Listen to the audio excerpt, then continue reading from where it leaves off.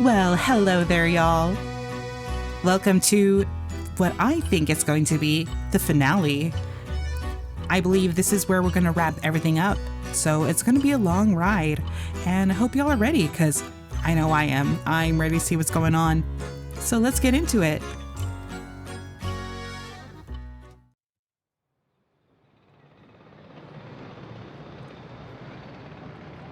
Quite the view, isn't it?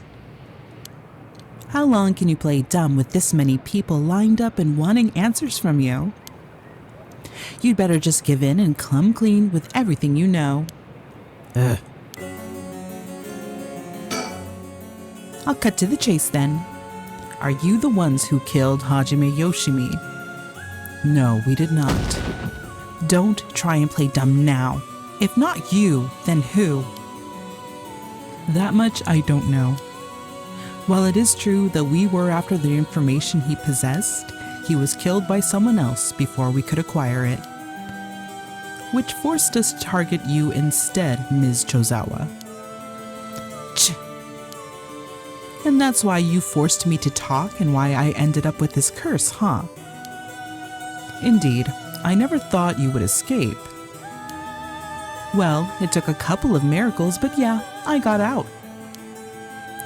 And just what information did Hajime have that you wanted? You really think you can get away without answering now? But...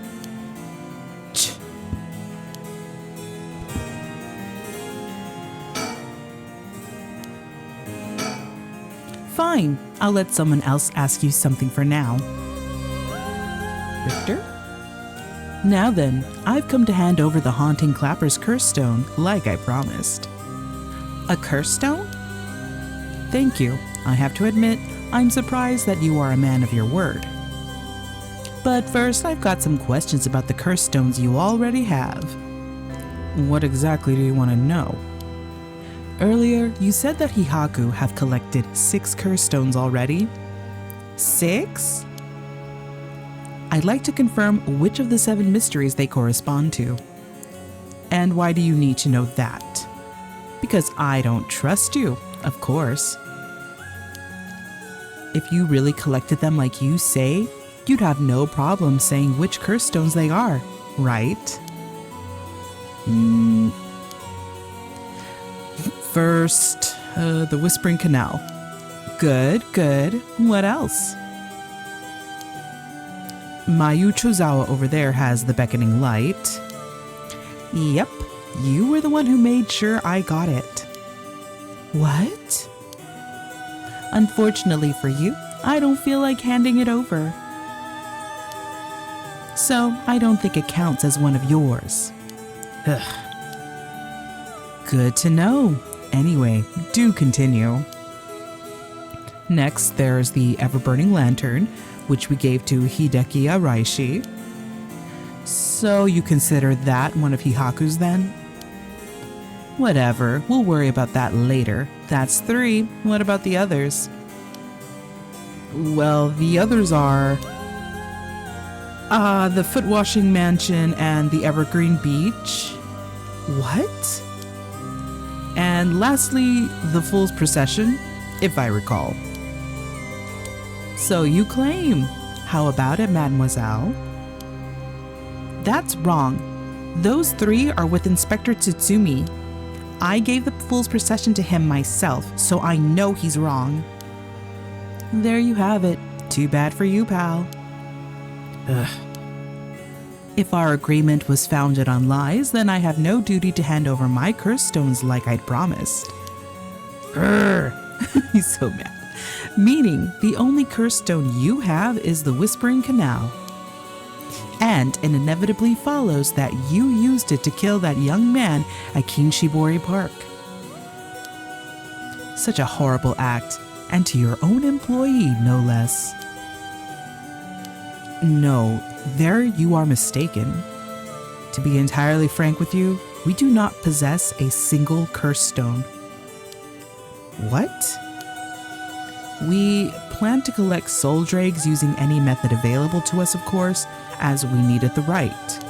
But committing murder ourselves was too much of a risk. we intended on having others collect the soul dregs for us. Is that so? Therefore, I myself have no soul dregs in my possession. It was our plan to arrange for particularly greedy individuals to receive the curses. What? It is possible that Shogo Okie came to possess the Whispering Canal because of that. But by the time I became aware of this, he was already dead. I don't believe you. Are you really trying to talk your way out of this now? Or do you really want me to believe a Hihaku employee was cursed by complete coincidence? That is the truth, whether you believe me or not. It must have been someone else entirely who took Shogo Okie's stone and killed him. I have no idea whatsoever whose hands the Whispering Canal is in now, nor where it may be. Oh, could it really be? Then it wasn't Hihaku who put the idea in Fumichika Nejima's head to get a curse stone either? Nejima? The only ones we've negotiated with are Iwai and Araishi. Interesting. Excuse me, but does that mean you don't know the location of the remaining curse stones either? There's one that hasn't been mentioned. What about the Taiku of Suguru? Ooh, good question, my mysterious mademoiselle. I'm afraid we have no information in that regard either. Have you heard enough about curse stones? I have nothing else to tell you.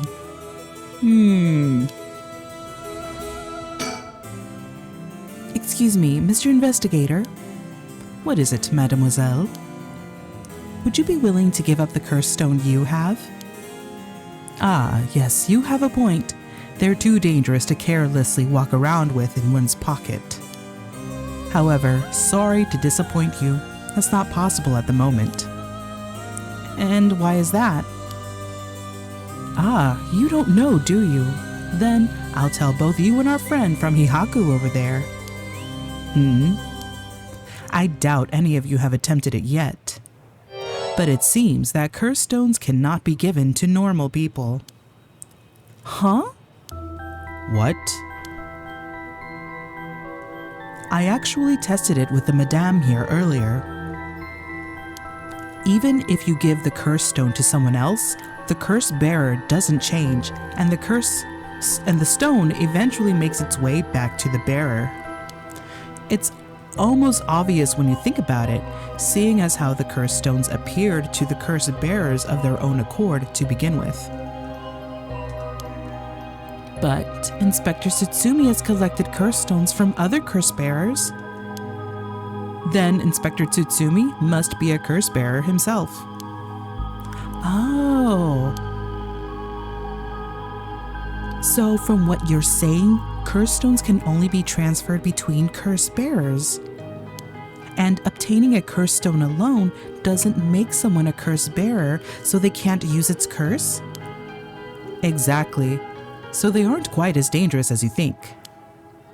As for Hihaku's intentions of just collecting the curse stones for themselves, unfortunately for them, it was never going to work unless there's a curse bearer among them.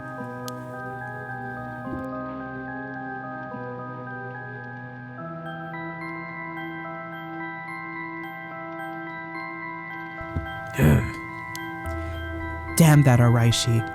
How could he not know this? That must be why I sensed that I couldn't take Yako's curse stone. I returned it right away when I borrowed it from her earlier. That's precisely how it works. My mysterious mademoiselle. I'll give mine directly to Inspector Tsutsumi later. Then I think that's best. Thank you. Shit. Excuse me. I had no idea that Gamyoto was connected with Hihaku. So I'd just like to ask, was it Ms. Yamamori from Hihaku who obtained the Record of Fates and passed it on to Araishi? No, that was not the case. Oh, my mistake. Was it Suiden Gamyoto's doing then? No, it was not. We learned of the Record of Fates from Mr. Araishi. It was then that Ms. Yamamori gained an interest and extended a contract to compensate him in return for his research and findings. Then, who was it that activated the Feast of Shadows to call forth the curse of the 7 mysteries? I give you my word that we had no part in that. We had learned from Araishi beforehand that something would happen at midnight. That is all. Hey, there's no way that's true. Stop lying. I must ask that you please refrain from violence. Hold on, Yako. It's all right. The minute I learned that Gamyoto was none other than the queen of Hihaku herself, I felt that was the case. She doesn't have strong enough spirit sense for it.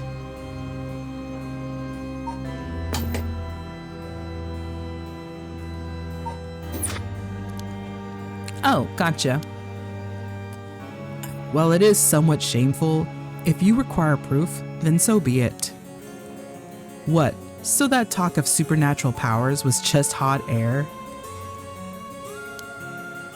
I don't think she has 0 spirit sense, but even Yako here has more than her. I do? Also, the spirit power lingering in this park has been bothering me for quite some time. The person who died here must have had considerably powerful spirit sense. If they were a Hihaku employee, then maybe they should be the one running things. My, to think Shogo Okie was so talented. At any rate, Hihaku wasn't the mastermind behind exposing the record of fates to the world and initiating the Feast of Shadows. I think we can be sure about that. Alright. And you know about the record of fate's Yin Scroll too, don't you? If you were researching the Rite of Resurrection in the record of fates, then you must have looked into the Yin Scroll as well. That's right. The record of fates alone wasn't enough to learn how to collect soul dregs. I'm sure you looked into many things on your own, but how much do you actually know? Who and where Seiman Tsuchimikado's descendants are?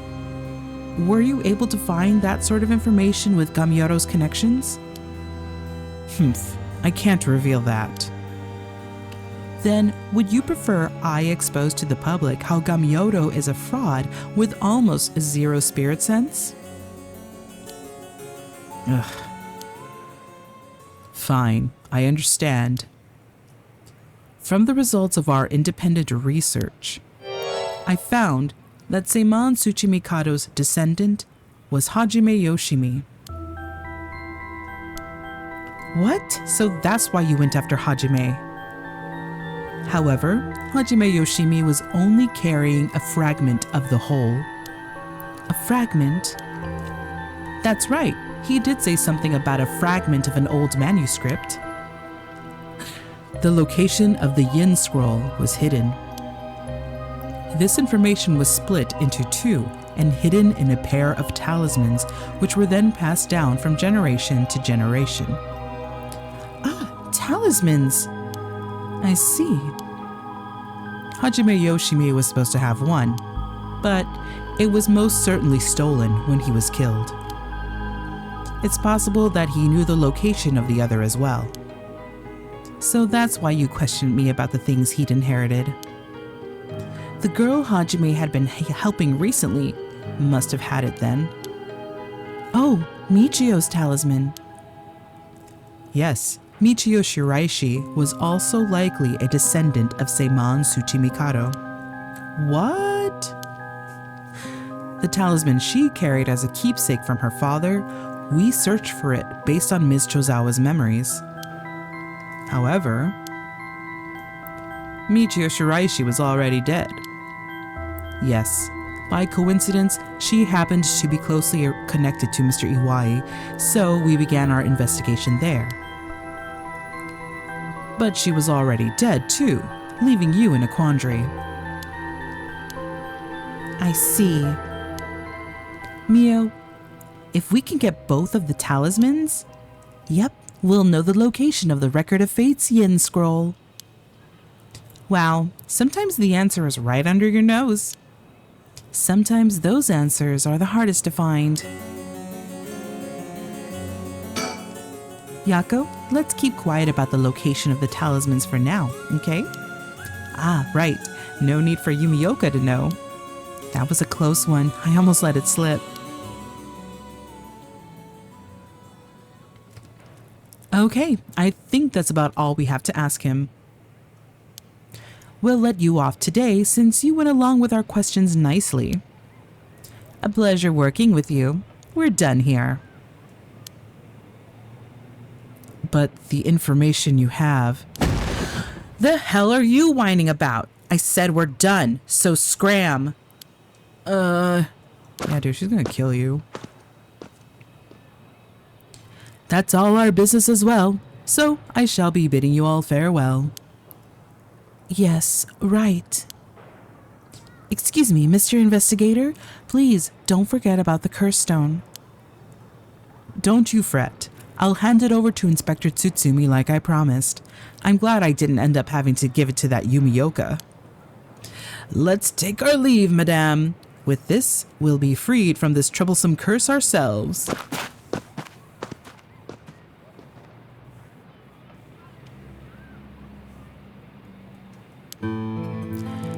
That lady and the investigator, we should keep an eye on them. Agreed. Really? Why? I think they're up to something. Just my intuition, but still. Yeah, I wonder what that investigator really wanted out of all of this. If his goal was getting information about the curse stones, then this might be bad. Oh, right. I got one of those curse stones too, the beckoning light. Oh, right. If you wouldn't mind, would you give it to Inspector Tsutsumi without using it? Yeah, sure. If you introduce me to the cop, that is. I feel like if I keep carrying it around with me, I'll start getting some weird ideas too.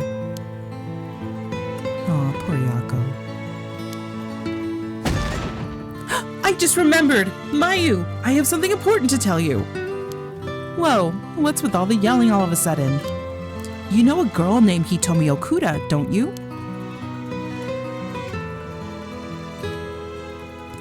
Really? Hitomi has Hajime's talisman? Yes, he entrusted it to her in a panic just before his death. He sensed an imminent crisis closing in on him, but Hitomi was the only one around that he could ask for help. That's so. I'm sorry she got left with such a big responsibility. That must mean that Hajime got killed by someone who was after that talisman. But since he gave it to someone else, they couldn't steal it like they wanted. I'll have to thank Hitomi for that. I also think it's going to be hard for us to get her to give up the talisman. Yeah, you may be right. It was Hajime's dying request to her. So you two need the talisman for something? Yeah. Personally, I'd like to use the talisman as bait. Then I could get my hands on the bastard that killed Hajime. Please, I promise we'll uncover the mastermind behind all this. They probably have supernatural abilities at their disposal. Please leave them to us. Yeah, we'll catch him. Don't you worry. Well, look at that. You've got that look in your eyes. The look that young people get that says they'll get something done no matter what it takes. How am I supposed to say no to that? You go find them and give them what they deserve for what they did to my Hajime. You hear? We will. I'm pretty mad at them myself. If punches work on him, I'll give him a good one. Now that I can get behind. I'll leave it to you two. Now then, your next move should be to find Hitomi and get that talisman. Isn't there one more talisman you need? Right, but we've got a pretty good idea of where the one Michio had is. We'll have to check with Inspector Tsutsumi about that. We should go back to the school and call him. You got it. Okay, I'll head to the high school now and wait for you there. Perfect.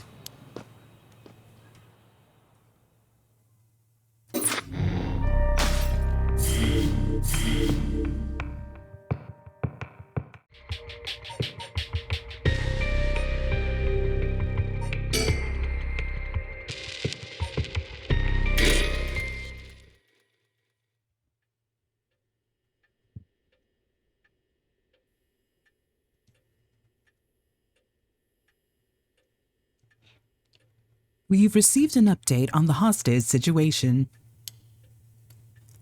The 56-year-old male suspect who announced his intent to commit mass murder in Sumida City today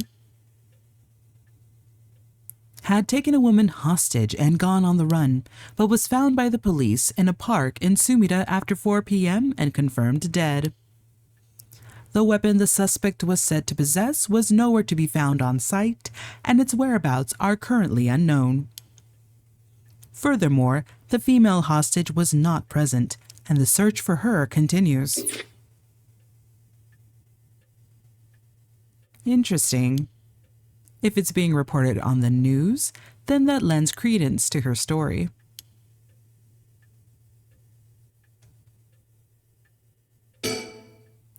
Anyways, I should ask about her side of the story.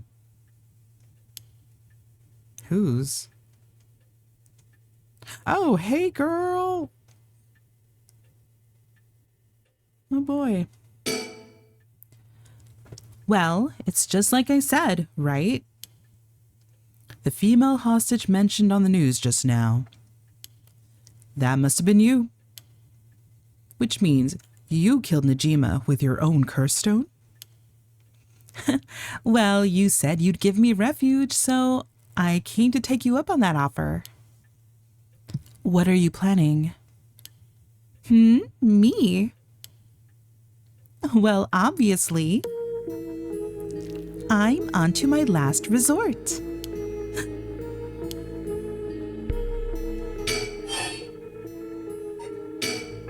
So, you're a curse bearer with the curse stone too, right? Are you surprised? Yes, I have a curse stone of my own. It's the Taiko of Suguru.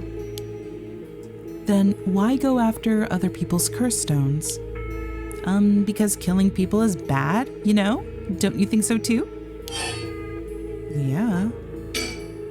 You're right. It's wrong to kill people for the sake of resurrection. Right? And it's not even 1 for 1, so it's hardly a fair exchange. Either way, that's why I wanted to only use soul dregs gathered by others. But that didn't work out in the end. No one had the backbone to use their curse. The world's gone soft. With no one mercilessly using their curse in pursuit of their own goals, I had to take matters into my own hands. I heard Namigaki, that young man you were with, used his curse stone too. Huh? How do you know that? Ick. Creepy much? Are you stalking me? I may have heard it from a detective I know. Ugh, there it is. Cops. Bet you know a bunch. I know your type. People who boast just because they know a couple of cops. But the police is filled with nothing but scum. My, you seem to hold quite a grudge against the force. Speaking of, this guy's really creeping me out. What's the deal with him anyway? You gonna explain? Even the way he moves is all weird and exaggerated. Right. I haven't introduced myself yet. No thank you.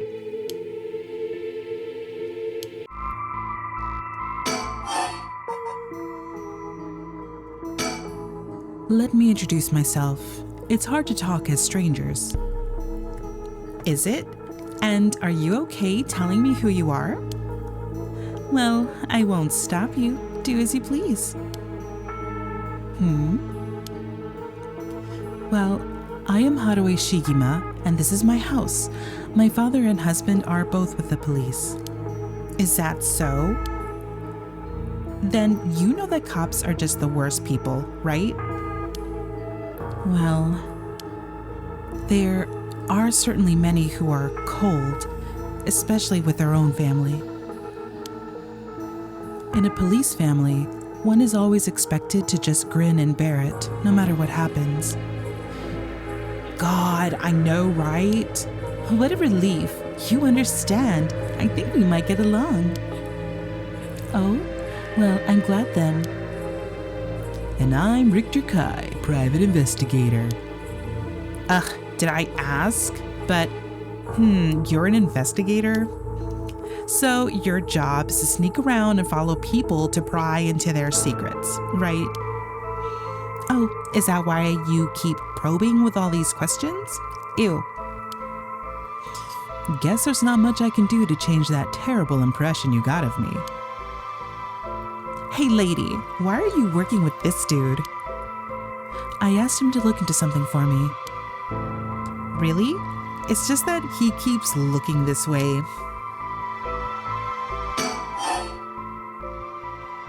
What if I do introductions again? Isn't your father a police officer as well? That man is not my father, not in name or deed. Sounds like there's some bad blood there. I've already legally cut all ties. He even had the nerve to act all high and mighty today and still refused to help me. You met him today? Yes, today. Remember that Chief Tsutsumi who was chasing Najima? Well, that's him, my dad. What? You're his daughter. Former daughter? I've cut ties. He's never acted like a father, so he doesn't deserve the title. You know, I heard something about that Najima guy.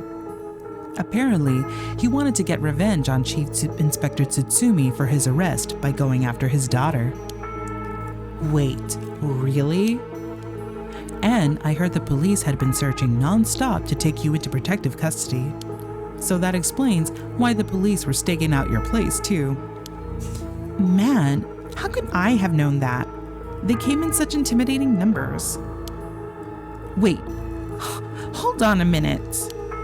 Doesn't that mean that Najima was specifically after my life today?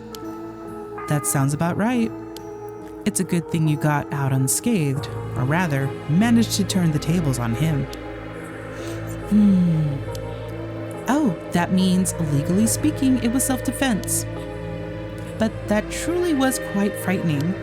To think I'd have to go through this just for being related to a She's tripping over her words. To think I'd have to go through this just for being related to a cop. It's a disgrace. It truly is, to cause their own child such trouble. I'm sorry. It's okay. You're not the one that needs to apologize, lady. Oh, I'm sorry. It just reminded me of what happened to my son. Your son? What happened? My child was also kidnapped and murdered in order to enact revenge against the police, you see. What? How awful. That's terrible. I'm sorry to hear that. Now that you say it, I do remember hearing about an incident like that last year. That must have been your son, huh? My condolences.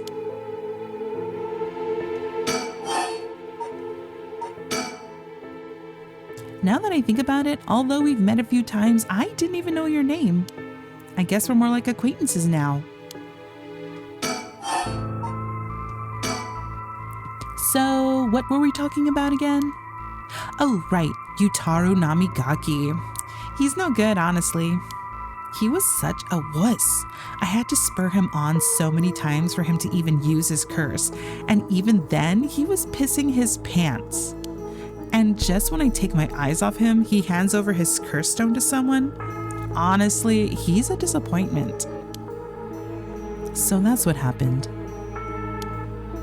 Which is why I figured I had to do it myself if I wanted to get it done right, you know? And that's why my last resort is collecting soul dregs on my own.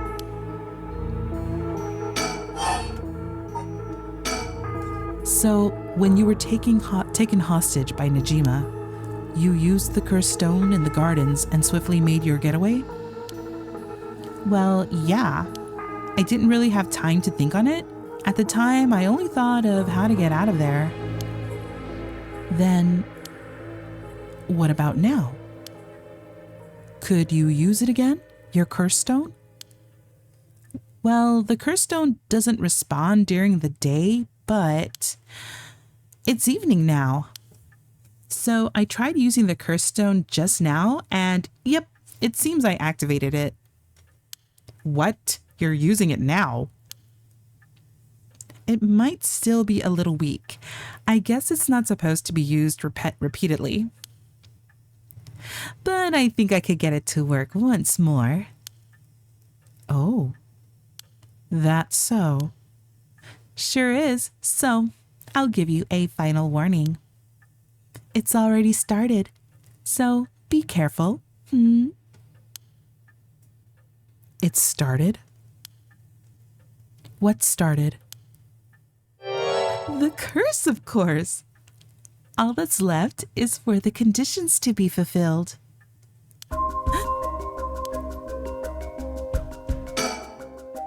She activated her curse? The curse stones can be used already? I let my guard down. I didn't think it could be used this early in the evening. Ma'am, please calm down. What should I do? Should I keep her talking?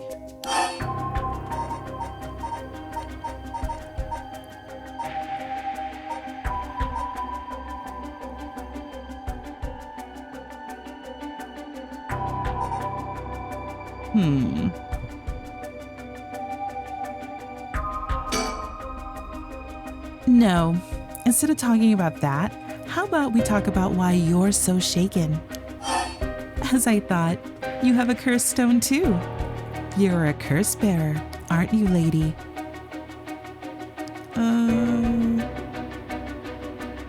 No. Ah, there we go. Huh?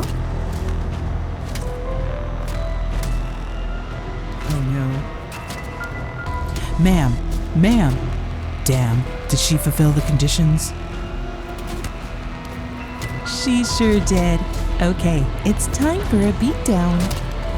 Jeez, why did you try to hide it now of all times? I wouldn't have come if you weren't a curse bearer.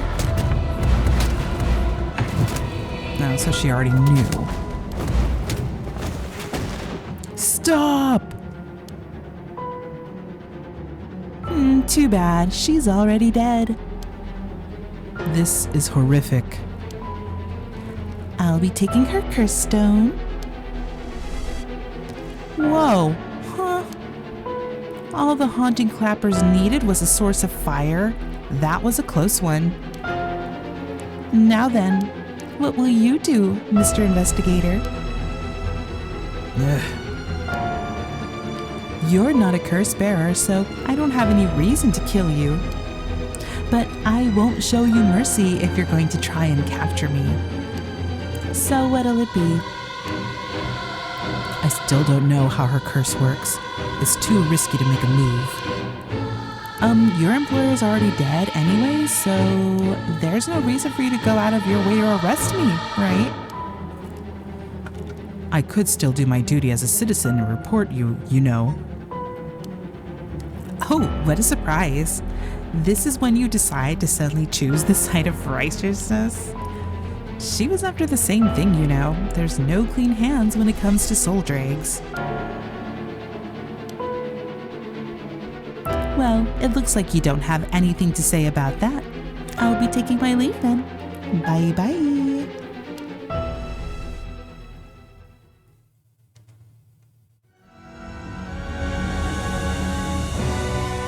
Upon killing Haruo Shigima, a fellow curse bearer, Ayame Tono obtained more than enough soul dregs for the rite of resurrection. However, it turned out that resurrecting someone who died a long time ago required an even larger amount. To fulfill her heart's deepest desires, she'd need to harvest more. So, she waited for the sun to set, for when the Feast of Shadows' effect were at its peak. And she used the one-sided reed curse stone she had stolen from Fumichika Najima. With it, she proceeded to kill all those whose personal information she knew, starting with those who mattered least to her. About the one-sided reed. It kills by dismemberment one whose face, address, name, occupation, and location are all known by the curse bearer. Many of them were random men, gullible and disposable, drawn in by the allure of a female university student. One noteworthy victim among them was Tetsuo Tsutsumi, who, being a curse bearer himself, was promptly targeted for his soul dregs. Tsutsumi death threw the investigation efforts into disarray, allowing Ayame to evade capture. Afterwards, she acquired various address registers and phone books and systematically killed the people listed in them. Unsuspecting victims could be safe at home, only to suddenly have their limbs severed. The strange deaths shook society to its core.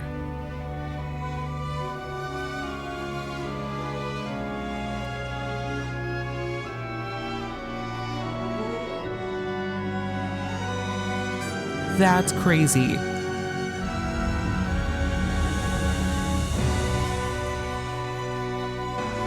Oh my god!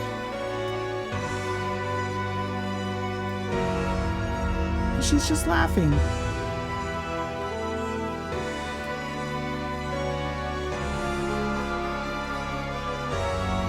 Wow, what an ending. God.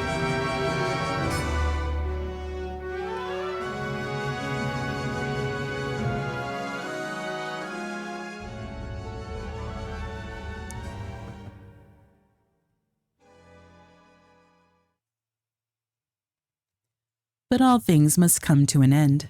And so, in time, the killings stopped. Sometime after the killings, a modern-day genius female ukiyo-e artist burst onto the scene. She introduced herself as the mysterious Mad Paintress, and her fame grew quickly as she presented one incredible work after another. Praised as the modern reincarnation of Katsuhika Hokusai, she quickly made her own mark on history.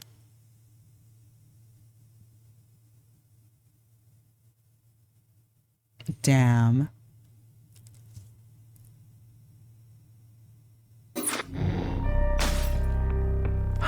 I bet what she did was she probably had Hokusai, like trapped in her house or in her home or in a basement somewhere and just made him create works of art for her, and then she'd take credit for them.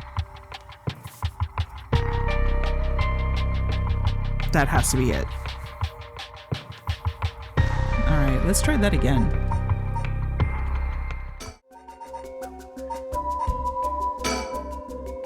No, instead of talking about that, blah, blah, blah. So this time, I'm gonna say yes. Yes, I am. I'm sure you've already noticed. Well, yeah, around last night, it was a little too obvious. Judging by your address, I'm guessing you've got the haunting clappers? Yes, that's right. There's a lot of soul dregs on the table for killing a curse bearer, you know? I'm well aware. Did you get soul dregs when you killed Najima? Of course, his curse stone already contains some soul dregs as well. I think killing one more curse bearer will be enough for the rite. You can combine soul dregs across several stones? Correct. All it needs is the prerequisite amount. As long as you've got that, it doesn't seem to matter where you got them from. I see. Then you won't mind if I took them, right? My lady. You're quite motivated, aren't you? Ma'am?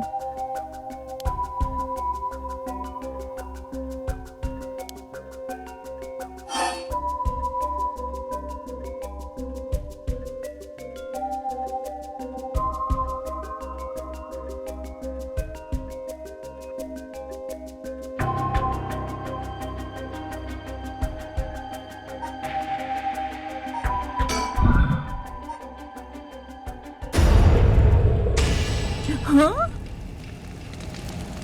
Ma'am, please, think this through. This feels good.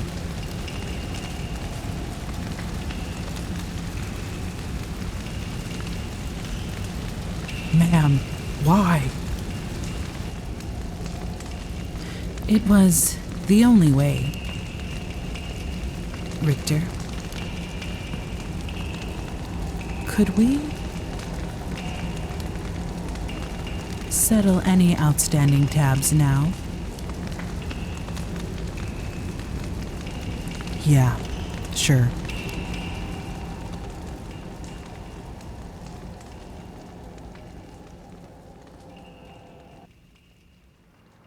Some days later,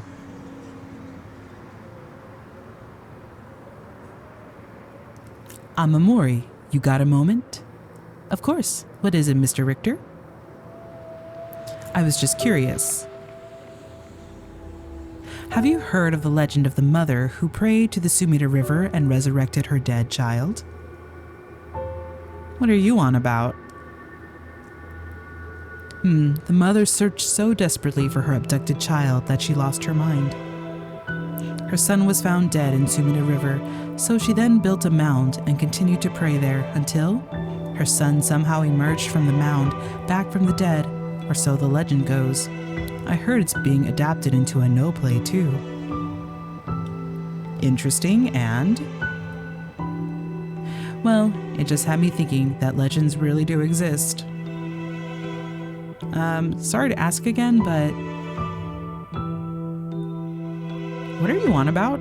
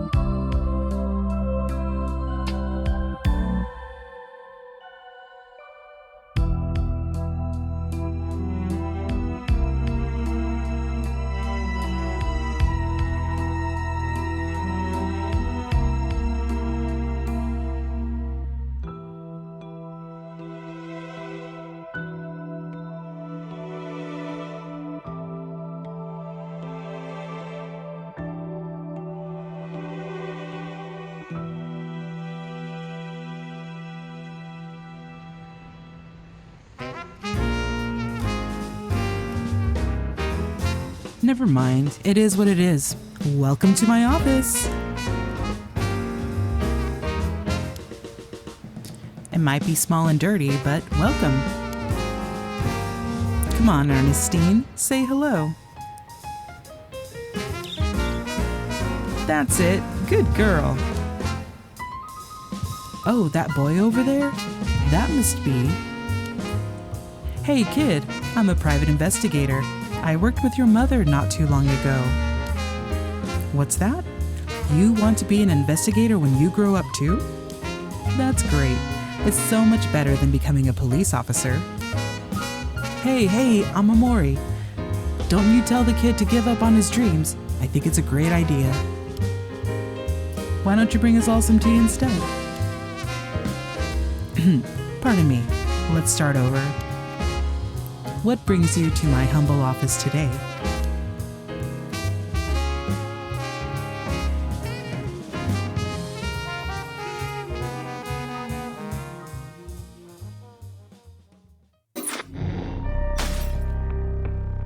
Nice. She got her son back. But, like, which is cool, but I'm sure that was him. That has to be. All right, let's try this again.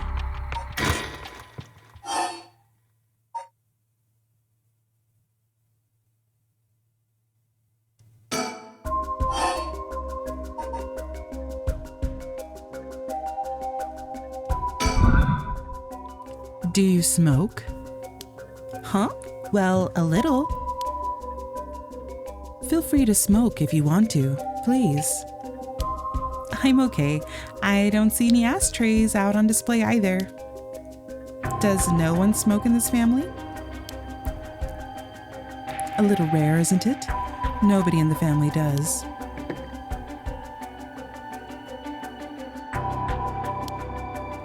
Then why did you ask me if I did all of a sudden? Well,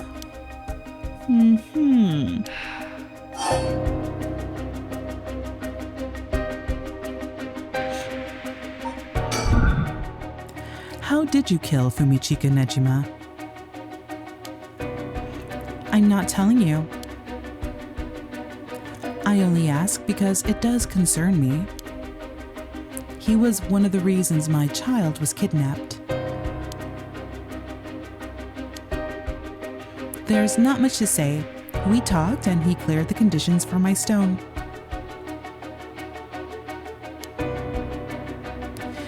Did he show any signs of remorse over his past crimes? It didn't feel like he did, no. I see. The world is full of trash men, I tell you. That's...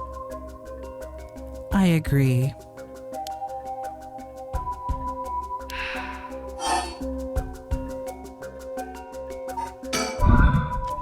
In a way, I guess you could say you put a stop to Nejima's mass murder schemes. About that.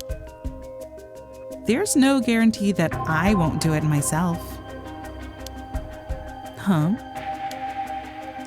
I picked up his curse stone of the one-sided reed. It really is something else. Unfortunately, I can't use a curse stone that's not mine until it's late at night. Really. Are you okay with telling me that? How silly of me. I let that slip.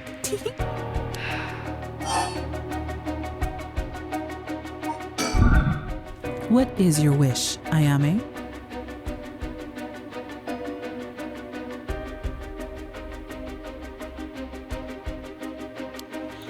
Is it really to resurrect Hatsuhika Hokusai? Yes, there's no life that holds more value than his. Including my own. So you're saying you'd be willing to die if it meant bringing Hokusai back to life? Not all life is equal. At least, not to me. A life that can birth art with the power to move hearts is infinitely more worthy. Compared to that, the life of someone like me, someone who can't produce a thing, has no value. That's unhinged.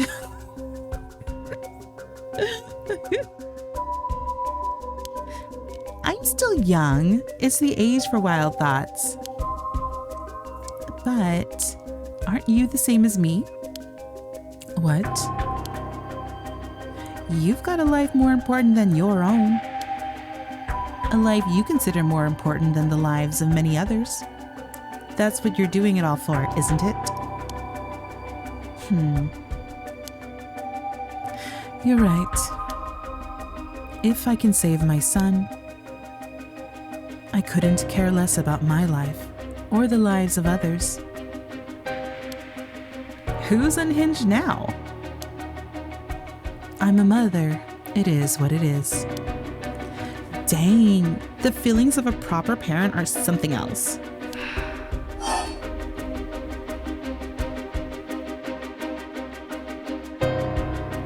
Let's let her guard down. Hiya!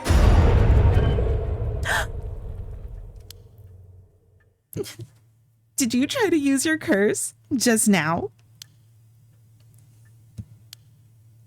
It seems I didn't meet your curse's conditions. I wonder if it was smart to secretly toss the lighter I was carrying earlier. When did... You made a mistake when you decided to ask me about smoking. If a source of fire is the condition for your stone, then you won't see me falling for it now. You wasted your chance with all this chatter. All you needed to do was activate your curse first. I brought everything Najima had on him, including the lighter he was holding.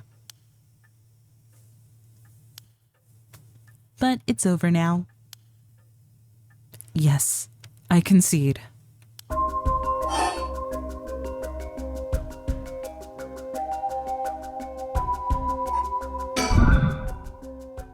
Alrighty. With your cards on the table, you're out of options. It might be possible for Mr. Investigator there to pin me down by force. But he's not going to do that, is he? Correct. I won't take that risk. Not while your curse's conditions are unknown. Coward. I came to kill you and acquire your soul dregs, but after hearing you out, I got a question for you. Why don't you just give up on the right of resurrection? You said it was your son, right?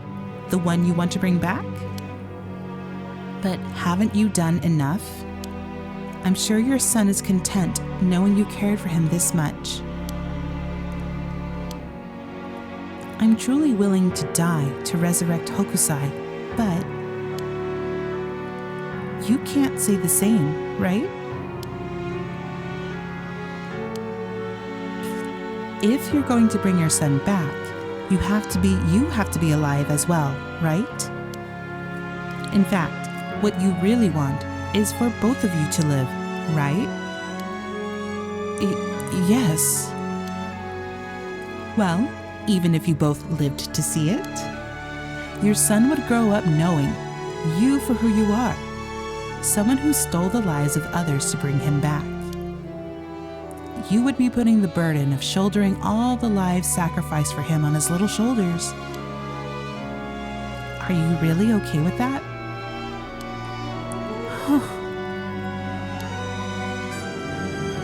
If you didn't even think about that, then what you're doing is not for your son.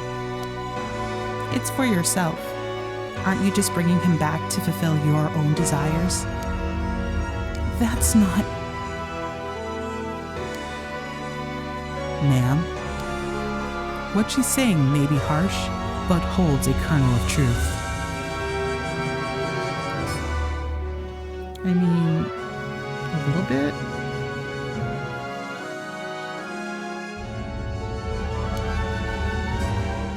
Don't reduce yourself to nothing but a mother who would sacrifice anything for her son. But that's not... We discovered the truth behind his kidnapping. Next, you should take some time to come to understand your own feelings. I'll help you every step of the way. Getting to the heart of things is what an investigator does. What will you do? Ma'am, if you relinquish the curse stone to a curse bearer, you will no longer be a curse bearer. You won't be a target anymore. Ayame is giving you a chance. Think hard and then give your answer.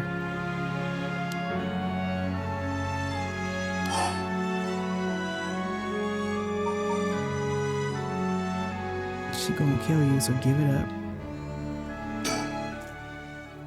Very well.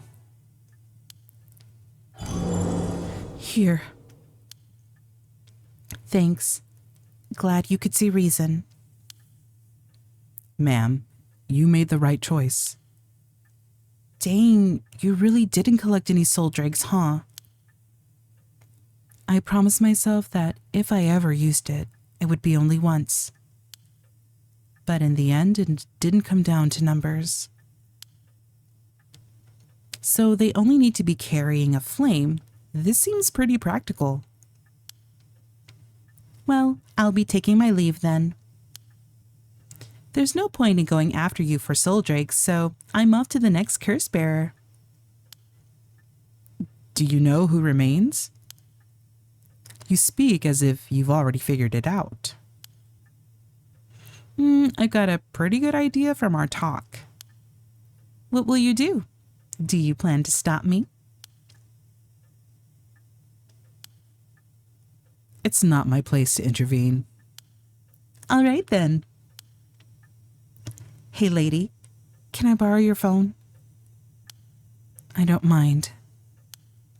But who are you calling? The cops. I think it would be faster if I called them directly.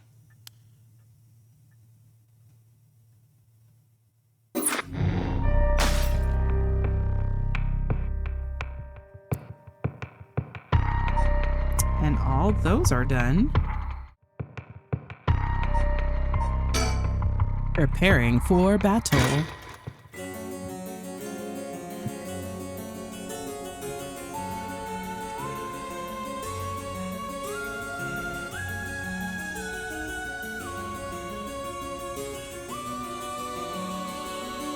Mr. Tsutsumi, this is Mayu Chozawa. Ah, so you're the one. The Sumida police was looking for you. Glad to see you're all right. Sorry, I should have told someone I was okay. I was just so pissed off. Falling right into Hihaku's hands, I got myself into some deep shit. Hihaku seems like they're still up to something. We'll have to make sure they clean up their act once and for all. Get it? 'Cause they sell soap?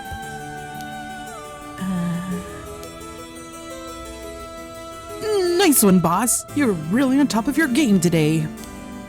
Stop trying to make me feel better. I shouldn't have said anything. More importantly, Mayu, thank you for your cooperation with Yoshimi. We'll get to the bottom of it, I promise. Oh, you must be Detective Ario. I heard a lot about you from Hajime. I'll be counting on you. Catch whoever did this, no matter what.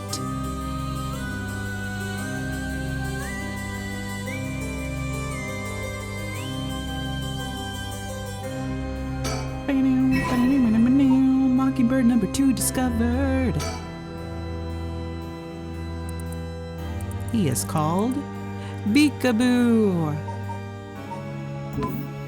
Love it.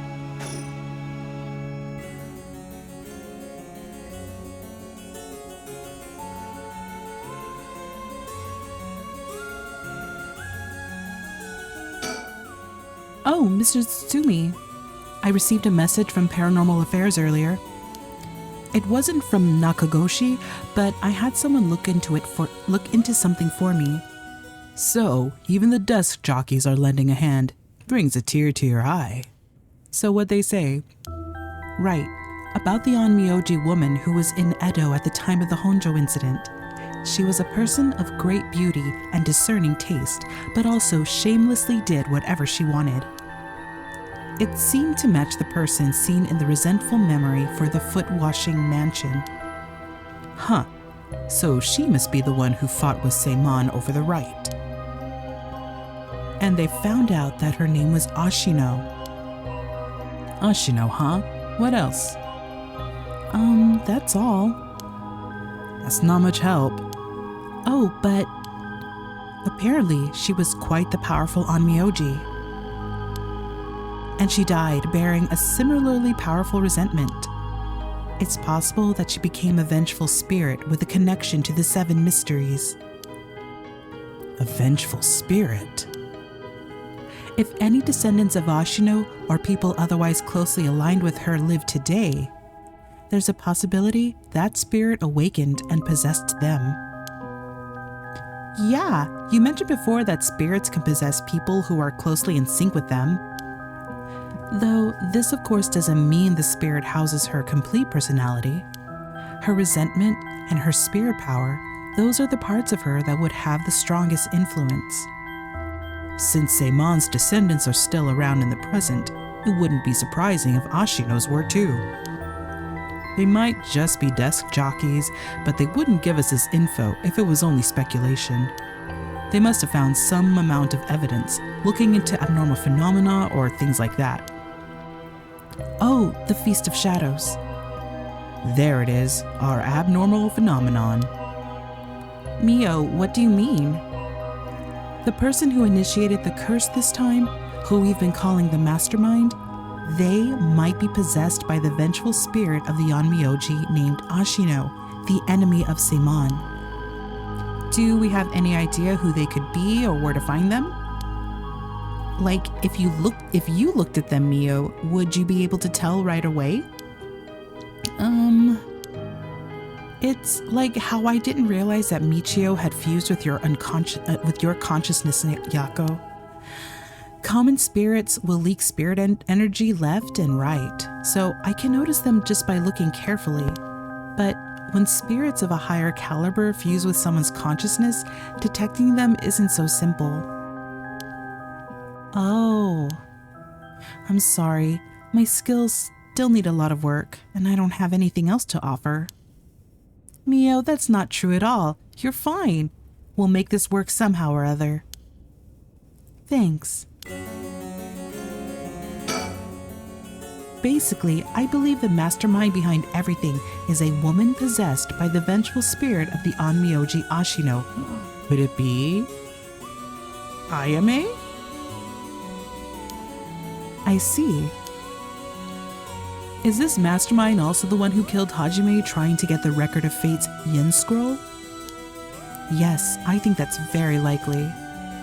So that's how it is, huh? Then I want you to catch them no matter what.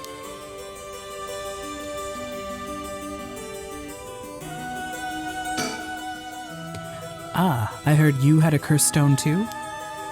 Yeah, I should give it to you then, right? Those things really are a pain in the ass. I'll gladly hand it over to you before it starts giving me any crazy ideas. So this is the beckoning light, huh? All right, it's safe and sound with me.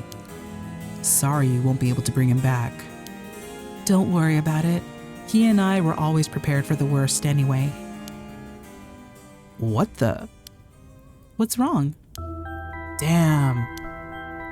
The trigger for the beckoning light's curse is some serious shit.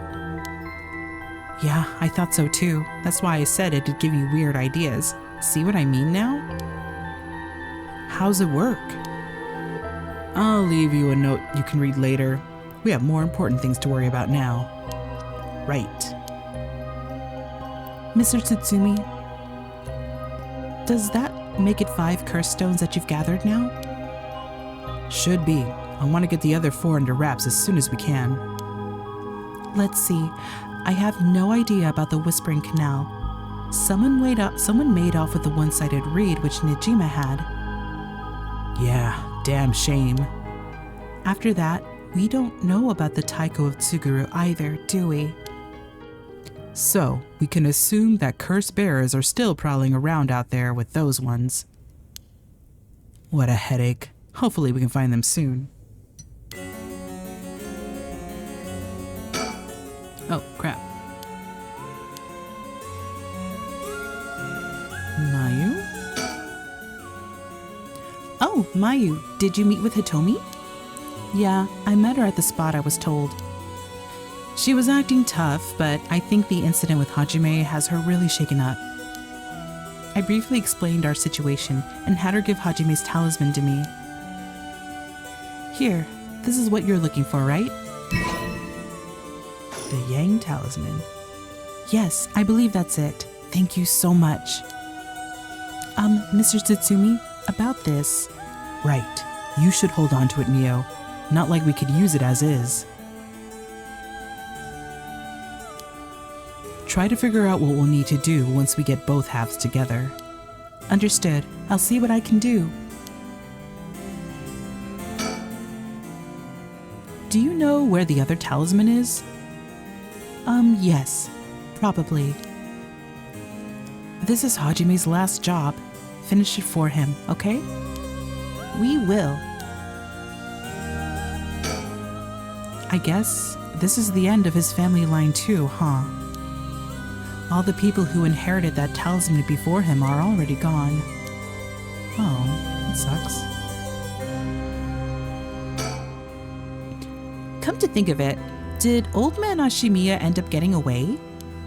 Ugh, so word's already out, huh? He was cornered but managed to take a hostage and escape, is what I heard on the radio. What happened after that? So that's all they're reporting? Here's what really happened. He was killed? And the hostage was Tsutsumi daughter, whose whereabouts are still unknown? Yep, his daughter showing up was a huge surprise. Even Boss couldn't believe it. Damn it, the hell do you expect? No one could have seen that coming. So there's already an emergency search underway for her as a key witness and suspect. I'll be rejoining the search for her after we're done here. Key witness and suspect. But wasn't she a hostage? Could she have killed Najima and fled the scene? Well, it's just a possibility. Ugh. If we're talking possibilities, might as well tell them everything. It's very likely that Najima was killed by a curse stone. What? By a curse bearer? Oh, it's already evening, so the effect of the Feast of Shadows would be starting to return. Yeah, which makes it likely that a curse was used to kill him. Boss, you're repeating yourself. Try to calm down for a sec. But that would mean the inspector's daughter is probably a curse bearer, right? Huh? Did you say something? Maybe I'm losing my hearing in my old age. Boss, you can hear just fine. Don't play the old man card every time you want to get out of something. We even talked about how she might have the Taiko of Tsuguru if that's the case. Did we? My memory's a little hazy. You've got a soft spot for your daughter, don't you, Inspector? Ugh. It's just, it hits a little too close to home now. But either way, we have to find her as soon as possible. That's why we'll be joining the search as soon as we're done here. One more thing, there's a very good chance that his daughter has Michio Shiraishi's talisman. All the more reason for you to get back to that search. Best of luck. What the hell has she gotten herself into? Now, is that everything we needed to chat about? If you don't need anything else, we'll be going back to the search. There actually is one thing. Oh, what's that? Just completely hypothetically. Hypothetically, what if the inspector's daughter was the mastermind? I mean, she's a woman. It seems like she was after the talismans. Sorry, don't really understand what you mean. Boss, come on, we gotta look at the facts. But that would mean Inspector Tsutsumi would also have to be one of Ashino's descendants. Oh, right, and you're just a normal person, right, Inspector? Unless that's why you're so resistant to the paranormal. Don't believe I've ever heard anything about being related to some Manmyoji. Oh. But, well, if you put it like that, her being the mastermind, it's possible. Really? I say possible, but I mean unlikely, is what I want to think. Damn it, I don't even want to imagine it. Boss, if we're going to consider it, we have to do it properly. No dragging your heels about it. No, it's not that. There's something I never told her, and never wanted to tell her. The truth is, she's not my real daughter. What? 20 years ago? Well, it's a long story, but We took her in when she was just a baby. The baby! Do you know anything about her birth parents? You could say I do, I guess. But really, I don't know anything. What's that supposed to mean? I don't get it. Ariel, you heard what I said, didn't you? Just now? About 20 years ago? No, boss, that can't be. Najima's. That's right. When we arrested Fumichika Najima, there was a baby at his house on the brink of death. That was my daughter, Ayame Tsutsumi. She goes by Ayame Tono now. What? Someone had to take care of her. A baby holds no blame for the circumstances she came from. But boss, according to Najima, that baby, it's his former lover reincarnated using black magic. What? Personally, I think that story is bullshit. According to Najima, my goodness. It's hard to believe from Najima's behavior, but could it really be true? I've got a few doubts. We have to question whether the Shino woman ever really existed in the first place. There are no records of her, and no body was found. Her name never came up once during the investigation. Even if this woman really existed, I'm skeptical that someone could be reincarnated as a baby through black magic. I agree. No matter how you look at it, a spell with that effect is hard to believe. Even the supernatural has rules that must be followed. Seems more likely he's deluded himself, not wanting to recognize that a spell he risked his life on failed to work. That's my thinking too. The more natural conclusion is that the baby is his and Shino's, and that she died in childbirth. As long as we don't know Shino's origins, we have to consider the possibility that she could be a descendant of Ashino. Huh, if nothing else, their names are pretty similar. Okay, assuming all of that is true for a moment, Ayame getting taken away by Najima and then killing him? That would mean that she killed her own father. Calm down, this is all still conjecture. But now that Najima is dead, we have no means to investigate. We do know paternity. So regardless of everything, there's only one thing that matters. She's my daughter. As her parent, I'm responsible for her. Nothing can change that. I understand. All right, we should get back to the search. We'll find her and clear up all of this. Yes, sir. The talisman you young ladies are looking for has something to do with this as well. I'd appreciate it if you could help us find it. So if anything happens, please call the police. We will. I'm worried about Hitomi, so I'm going to head to where she is. I'll be waiting to hear some good news from you all.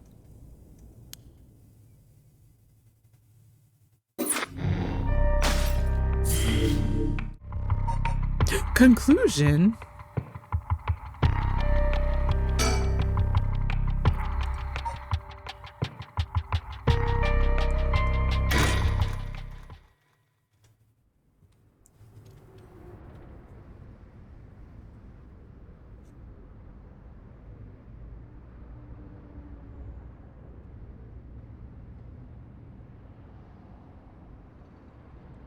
Hey. How long has it been since we saw each other? 3 years? How have you been? I think the last time was when you came to see me after deciding to go to university. That wasn't because I wanted to see you. I just needed money to pay my tuition. Ha. Not one to mince words, eh? You came alone, right? Yeah, it's just me. You make it sound like I'm handing over ransom money for hostages.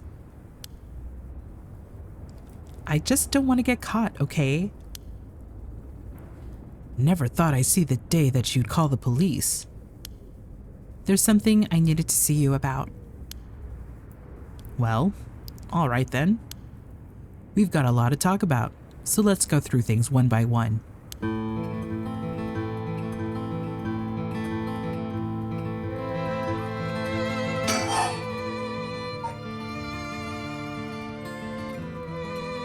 Let's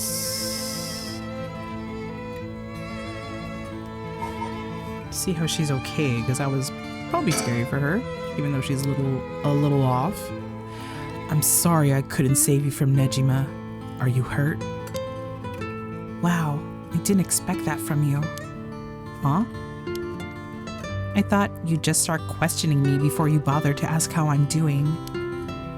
Ah. Well, I am still your father. Ooh, maybe boss can handle this after all.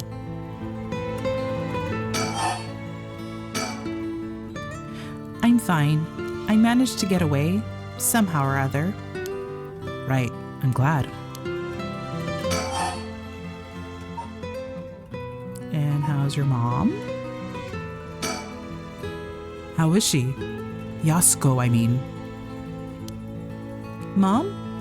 I haven't kept in touch with her. I've been on my own this whole time. I'm sure you've reached out to her though, haven't you? I did call her this morning actually, just to make sure she was safe. She's been running around all over the place looking for you. Sounds like she's fine to me. Did you contact her after I called the police to tell her you'd heard from me? I did not.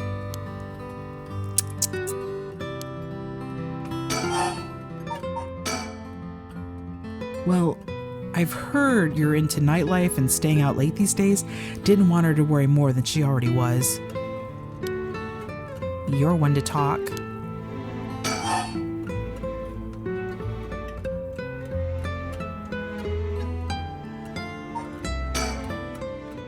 Then I'll put this bluntly. Oh my god, did you kill Nejima?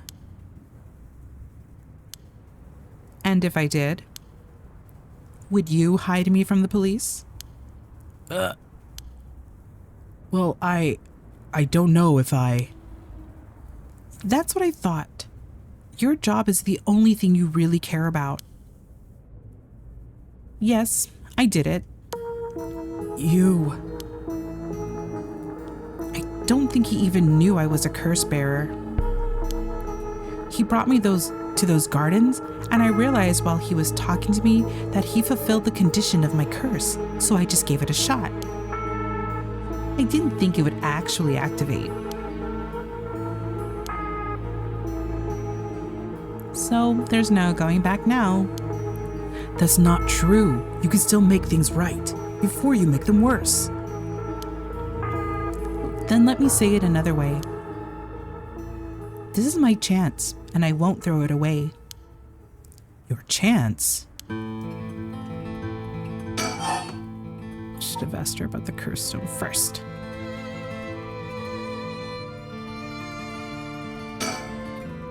You have a curse stone, don't you? I do.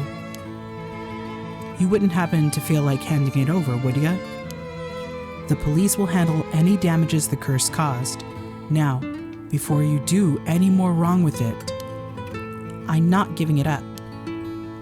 Of course not.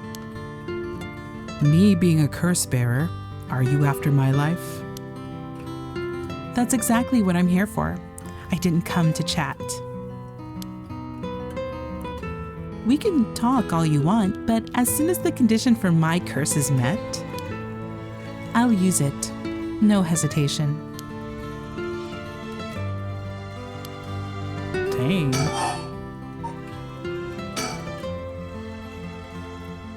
Or do you have more than one?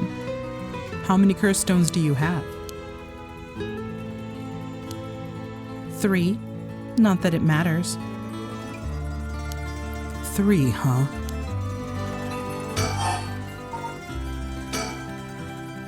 I'm not handing them over.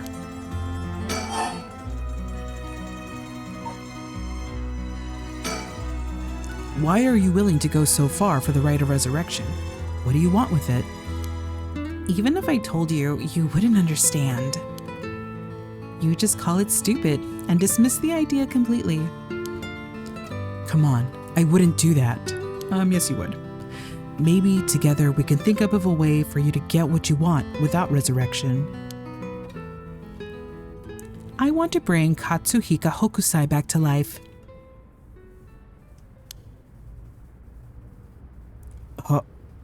Hokusai? You mean Hokusai, the ukiyo-e artist?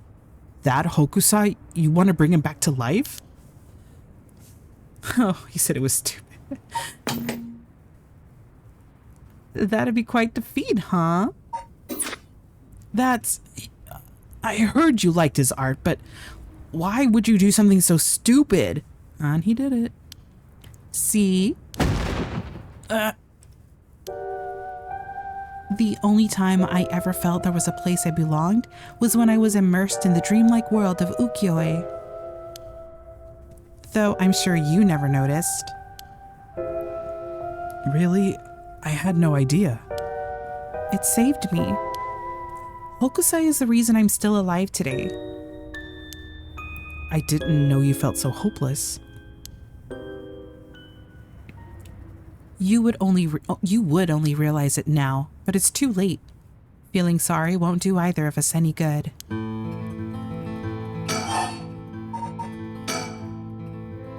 From the moment I heard about the rite of resurrection, I knew that was my destiny. If this is all I ever accomplish, I'll die happy. You're really serious about this.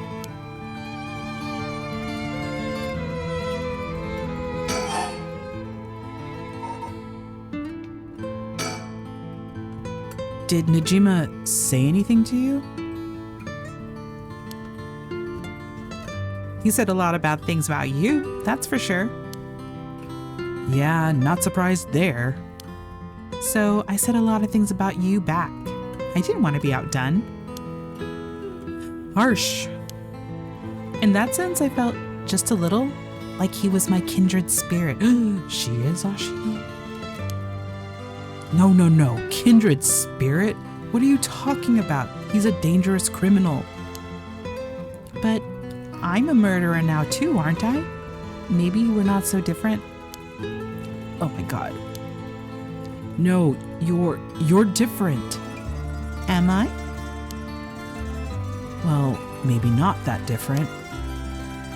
But at least you're honest. I know I haven't been the best father. But I wonder, of all the fathers in the world, are there any who wouldn't cover for their child if they'd committed a crime? How should I know? You're the detective here. You must have seen plenty of cases like that. Yeah, plenty of parents take the fall for their children or give them a place to hide. As a person, it's wrong, but maybe as a parent, it's the right thing to do. I don't know. But I think having a father like that would make it easier to go to him for advice if I did do something wrong. Maybe there's a sense of security in knowing that no matter what happened, you'd at least have one person on your side. I see. So that's what it would take. To be on your side. I can't do that. That's okay. I wasn't really expecting you to.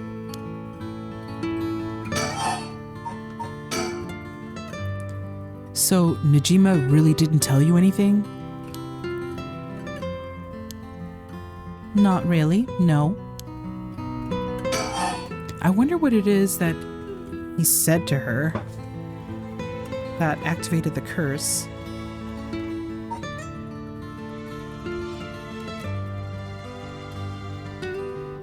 Well, if she asked Hadaway, like, hey, are you a curse bearer? And Hadaway said no, and then she's like, oh, you activated it. I wonder if she was like, hey, are you a curse bearer? And he's like, nah. Or something. Can I ask you one thing? Do you know anything about the talisman Michio Shiraishi had? Michio Shiraishi? From the car crash you were in with that Namigaki guy. Oh, with Yutaro? Yeah, it was there. Yutaro? That sounds like... So you and him were... I mean...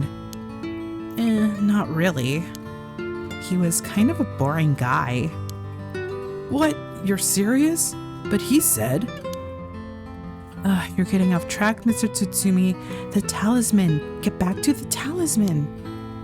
We shouldn't have relied on him for this. Well, if you don't plan on seeing him again, it doesn't matter.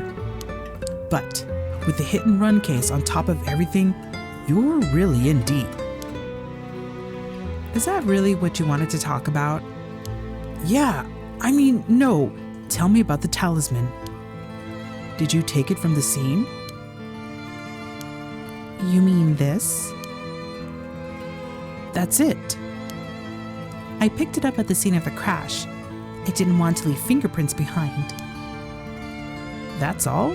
There's really no other reason? What's the big deal? Is it really that special? This whole thing?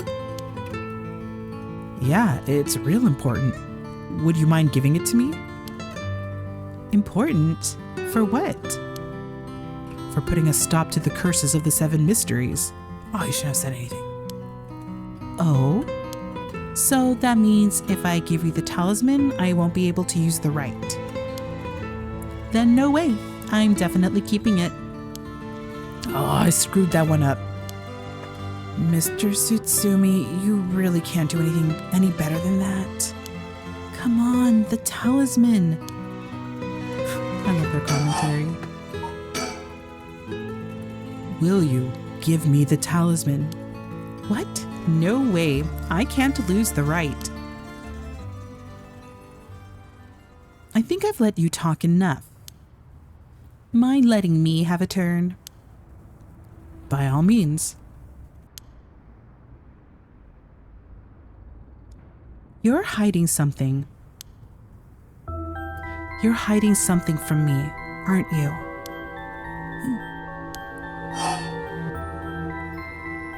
I am. Well, sure. You can't live as long as I have without having a secret or two. Of course, you try to dodge the question. Now then, let me tell you how my curse stone works. What? My curse bludgeons to death anyone I find out is hiding something from me. So, if you tried to cover something up that I know is true, I'll be able to use my curse on you. With that in mind, can I ask you one more thing? Ah, I get it. Why you wanted to see me. Then let me tell you one thing first. The Evergreen Beach has a similar condition. I can use my curse on anyone who tells me a lie. What? How is that fair? And you'd use that curse on me? As an officer of the law, it's inexcusable, but as a parent with a duty to his child, I have no other choice. Are you threatening me? Do you really think that's enough to convince me to do as you say? I don't want to use it either, but for your sake, I suggest you try not to lie. Go ahead then. If I lie, then so be it. Okay, I'm gonna ask. If you try to hide it now, you really will die. Am I your real daughter?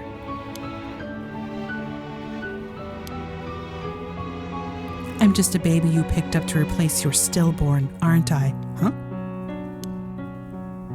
And you could never bring yourself to tell me who my real parents were, so you just kept hiding it.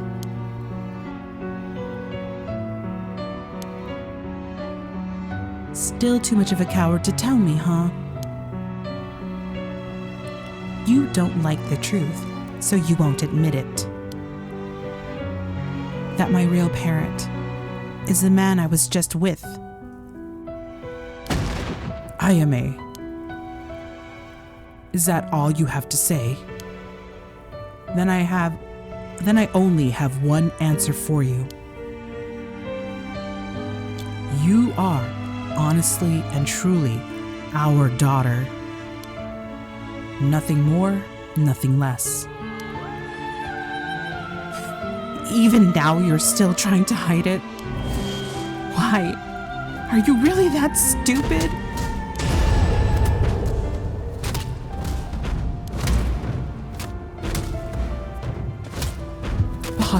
Boss! Why? Is your pride worth dying for?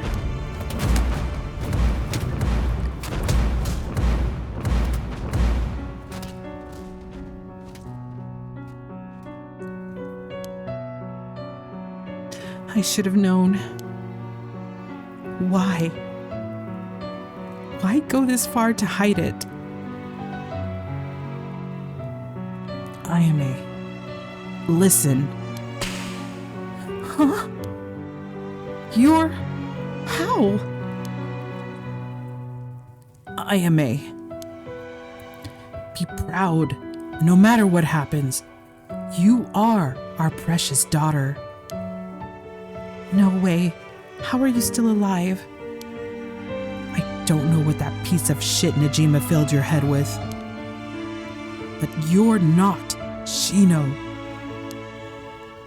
And you're not Ashino either. You're our daughter, Ayame Tsutsumi. Right, I guess it's Tono now. Well, that's fine too. Tsutsumi, Tono, both will always be a part of who you are. What? Why are you doing this? That's not true. The curse proves that it's not. Sure, you probably don't have many memories of us playing together. And I did leave everything at home to your mom, and I was barely ever there for you.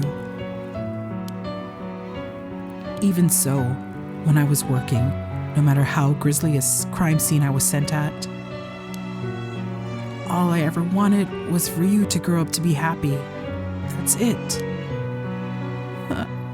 Why say all of this now? So, do one last thing for me. I want you to tell me the truth too.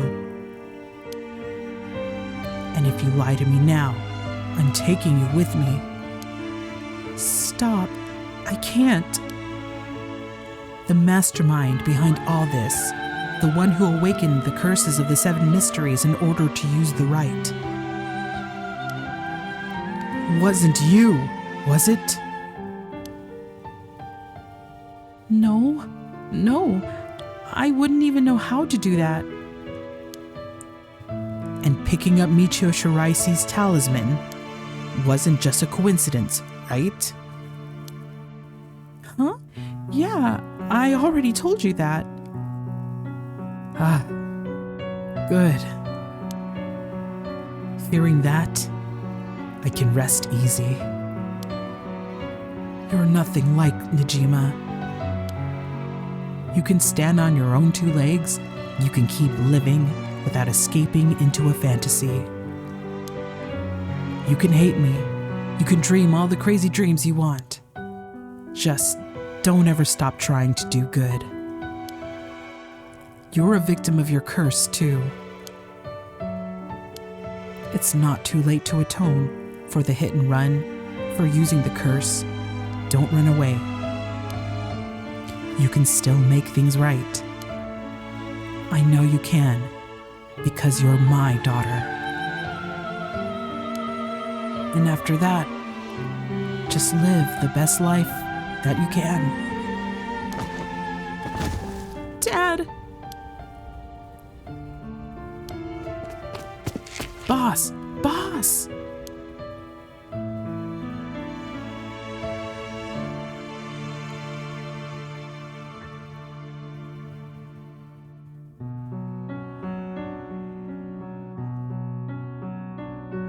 That day, at 6:18 p.m., Ayame Tono was taken into custody. Tetsuo Tsutsumi's death was confirmed at the same time. The 5 cursed stones possessed by Tsutsumi, as well as the 3 given up by Ayame, lost their curse bearers. This temporarily extinguished their spirit power, allowing Mio Kurosuzu to obtain them and seal them away without difficulty. The Yin talisman possessed by Ayame Tomo was recovered and entrusted to Mio Kurosuzu as well. Thus, any massacre that could potentially be caused by this iteration of the curses was prevented before it could ever happen. Or so it seemed.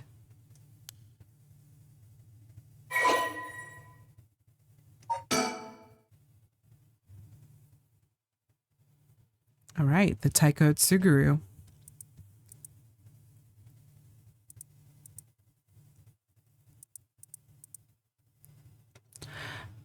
The deep sound of drums once more reverberates throughout the night air.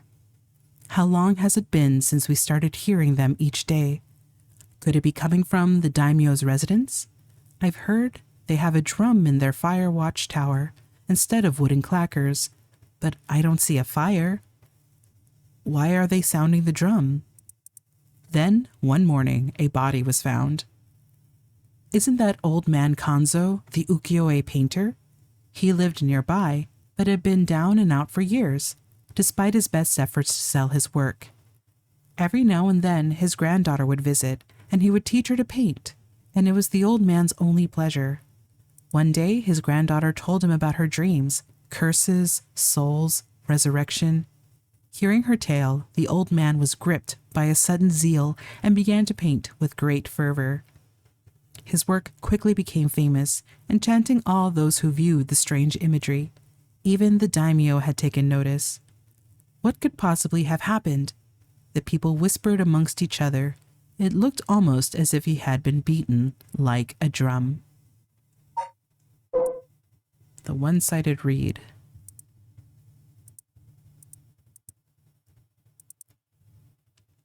Okoma was a lovely woman. She was spirited, worked hard, and lived a frugal yet pleasant life, until her husband hanged himself. My husband? A swindler? Who would believe such a thing? Okoma was determined to clear her husband's name. That is when she met Tomezo, a man that was a stranger to these parts. This man must be one of the daimyo's spies. It appears that after my husband, I will be next. So be it, but what is he hunting for? Okoma, putting on the airs of a woman mourning her husband, went to the bridge nightly to seek information from Tomezo. She soon discovered that she was right and that her husband had been deceived. Okoma decided to bring her newfound knowledge to the daimyo, much to Tomezo's alarm. Angered at having been misled, he confronted her on the bridge, but Okoma would not listen. She cursed him, called him vile names, and eventually his patience had worn thin. Blood splattered everywhere, and by the time he returned to his senses, it was already too late. He looked over the bridge into the river of blood below and saw the corpse of a woman missing both an arm and a leg.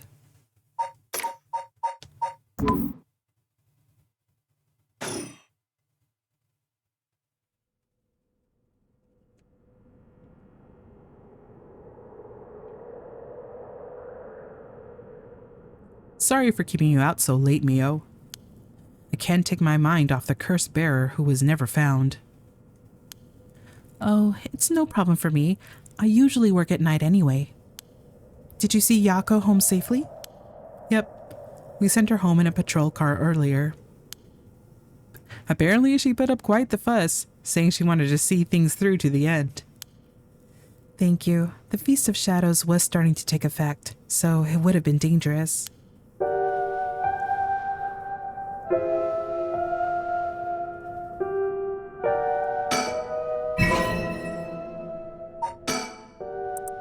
We got them all. What's the last one called? Budgie Mary. Oh my god. So we got Head Hencho, Beakaboo, Pompadour Penguin, Fair Feather, the Ostracizer, Illegal Eagle, Haiku, Sparring Sparrow Brothers, Noah Owl, Cacophony, Crane Stem, Royal King Penguin, the Pelicanot, Foul Con Man, Quackitude, Swanelope Swoost, Bad Bill, Pink Punisher, Penny Prattle, and Budgie Mary.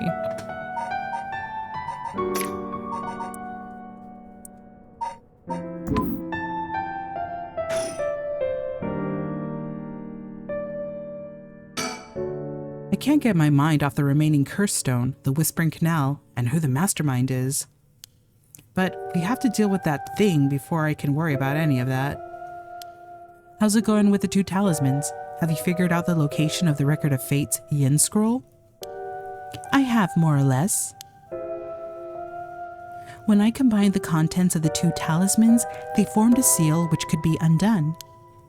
The things inside the talismans that looked like scraps of wood were actually a tiny scroll kept folded up by the seal. Who'd have thought that the talismans actually contained the scroll itself? So that's the Yin Scroll then. What's it say? Well, there's one more seal we have to undo to open the scroll. It's giving me some trouble, so I was actually hoping you could help me out. Okay, unlocking the seal. Got it. Sure thing. I don't know what I'll be able to do, but let me at it. Wow, I didn't expect you to be so eager to help. It's oddly reassuring. Okay, let's see. There are 5 seals holding the scroll shut. I think we have to remove them in the correct order.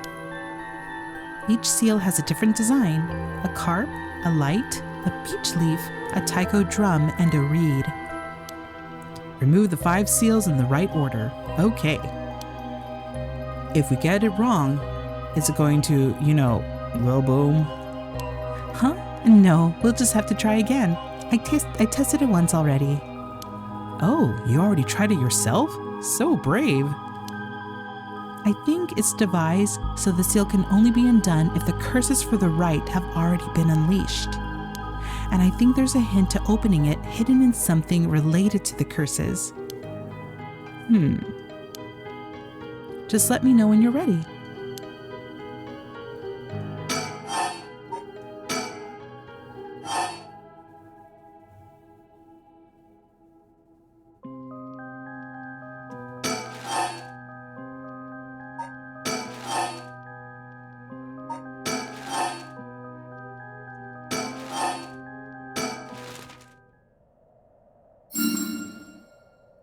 Right.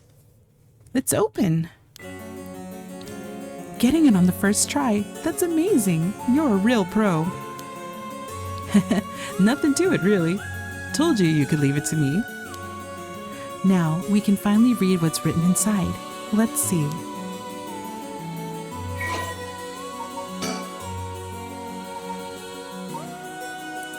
All right. It is said that Seimon Tsuchimikado, author of the Record of Fates, wrote the Yin Scroll because he feared that the descendants of those involved in the Honjo incident might become cursed and using the collection of soul dregs for the rite of resurrection. The existence of the Yin Scroll was indicated in a postscript added to the Record of Fates, but its whereabouts are currently unknown.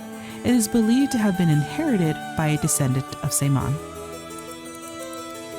The text has been preserved in the form of 2 talismans held by Hajime Yoshimi and Michio Shiraishi. It contains a full account of the Honjo incident, and the following is written in Seimon's hand. I bequeath this scroll to future generations to be used in the event that calamity should arise from this grievous incident. Those who seek to forestall disaster must gather these 3 items in one place to cast my rite of cleansing and expel all rituals and curses in full. My soul, that is, my curse echo, My body, that is, a living continuation of my bloodline. My spirit, that is, my own consciousness.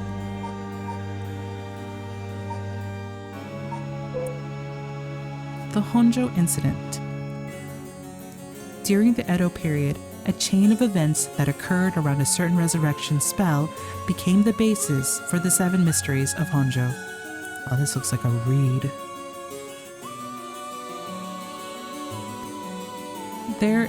This is a story that takes place in the late Edo period. There was once a family that lived in a row house in Honjo.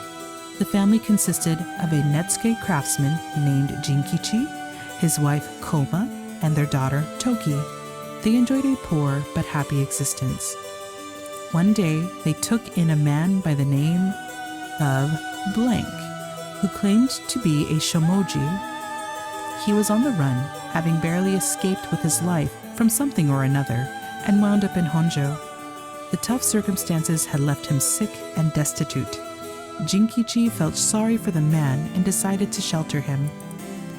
The stranger was deeply grateful for the kindness and care of Jinkichi's family, as without it, he would have surely died, and told them thusly, on the day of his departure, "I want to give you my thanks, but unfortunately, I have nothing of value." He paused, then asked, "Is there anyone you want to bring back to life?" It turned out that the man's true name was Tsuchimikado Seiman, a descendant of renowned Onmyoji, and he had been researching the fabled rite of resurrection. For his crime in unearthing this forbidden rite, he was chased out by his family, but he wrote down everything about the spell in a book he named The Record of Fates while on the run. Whoever sought to perform the rite would need to kill people and gather their soul dregs. Seiman had only researched the rite out of the spirit of inquiry, but thought himself willing to use the rite if it was for the sake of Jinkichi's family. However, Jinkichi shook his head.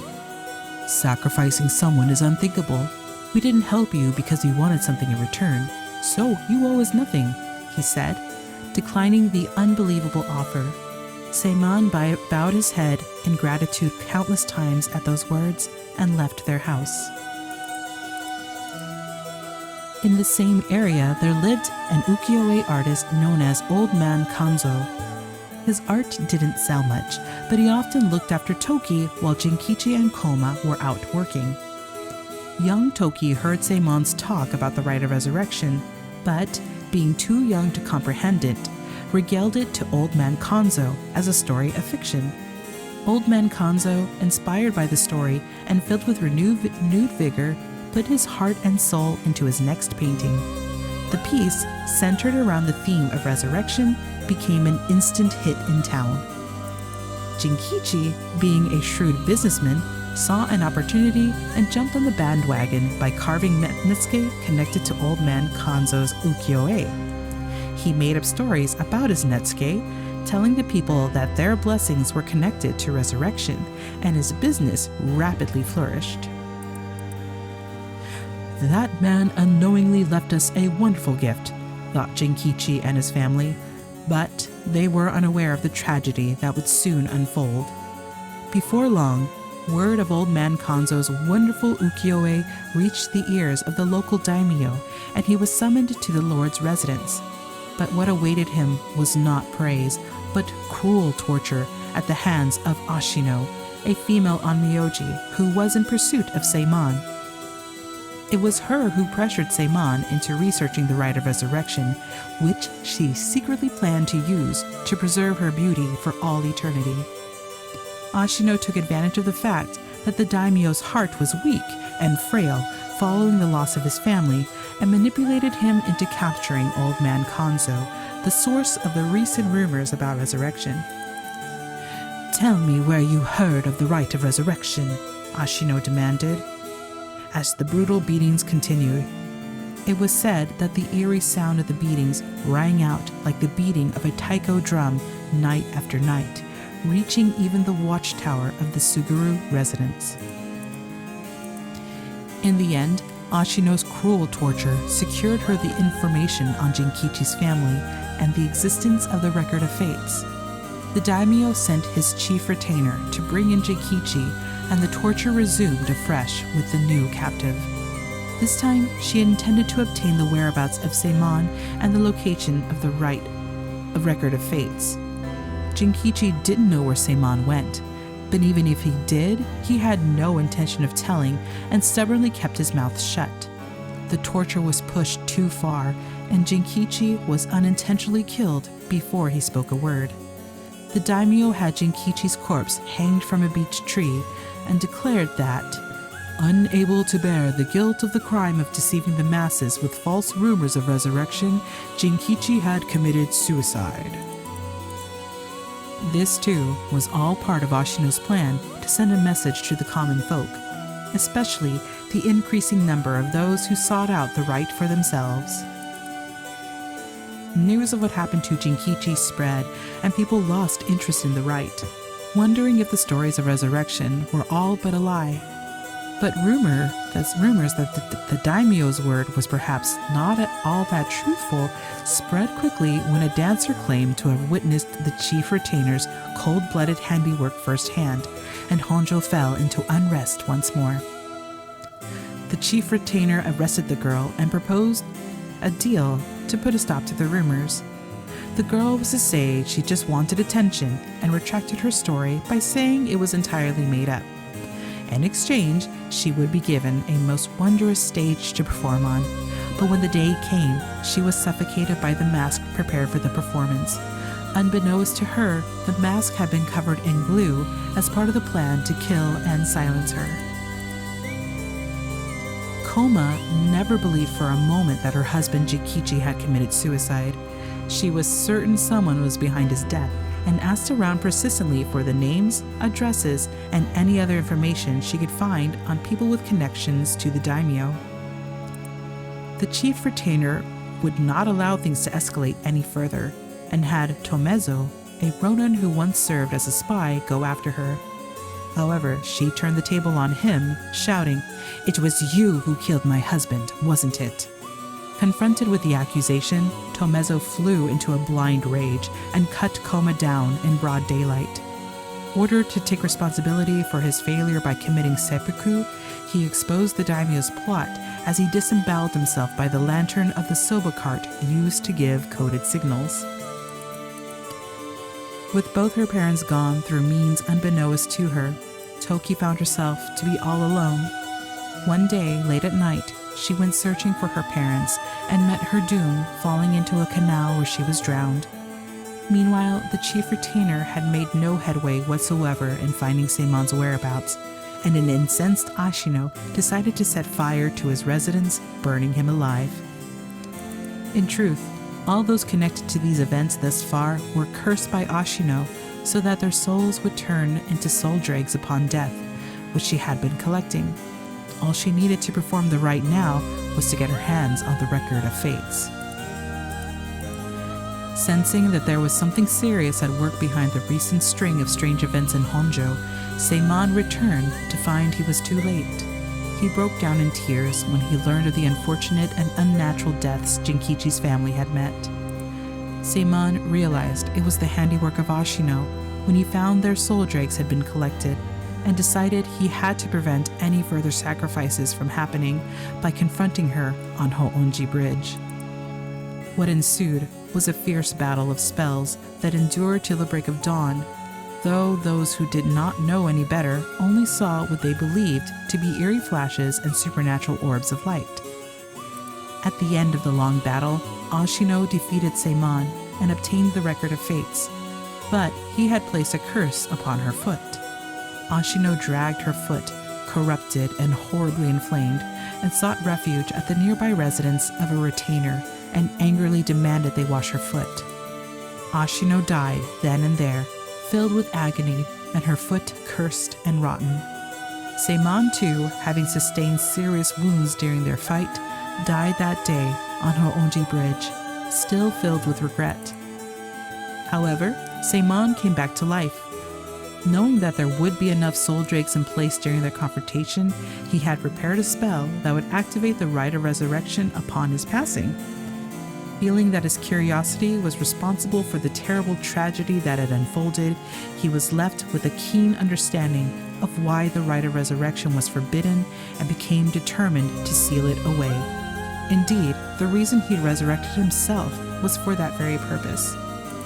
However, he did not know what had become of the Record of Fates. With nothing to seal away, he instead used the remaining soul drakes to turn 9 of the Netsuke made by Jinkichi into ritual implements to be sealed away in Honjo. He placed a spell so that should someone try to activate the rite of resurrection again, all 9 pieces will awaken at once. And to pass the whole truth of these events to future generations, he wrote everything down in the Record of Fate's Yin scroll and passed it down to his descendants. Meanwhile, the townspeople kept silent about the incidents out of fear of being cursed. However, these occurrences were so strange that gossip about it couldn't truly be contained. Over time, the details became more and more vague as the story grew into legends, and that is how they came to be called the 7 Mysteries of Honjo.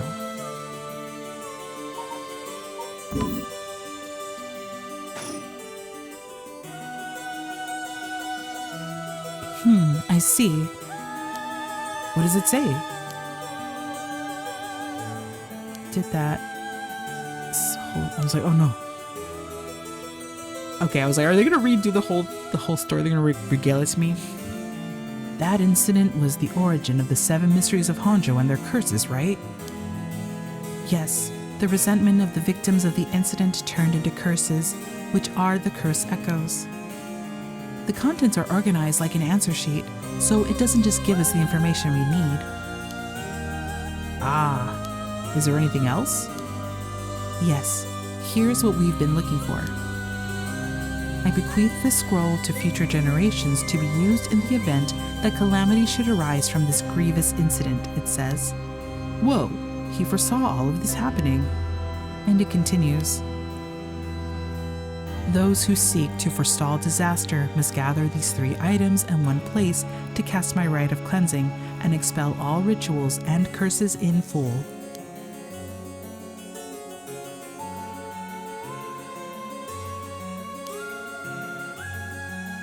Wow, so if we gather these 3 things in one place, Seimon's rite of cleansing will activate and completely negate the curses and the rite of resurrection.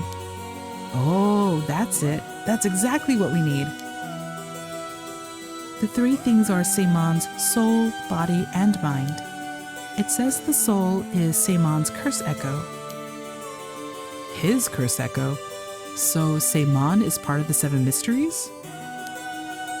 Now that you mention it, Mr. Araishi said something along those lines before. There's another hint written here. My curse echo holds my curse. My curse brings ruin to curse bearers.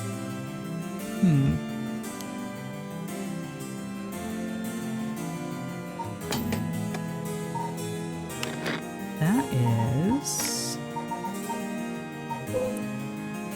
I'm sure that's the beckoning light.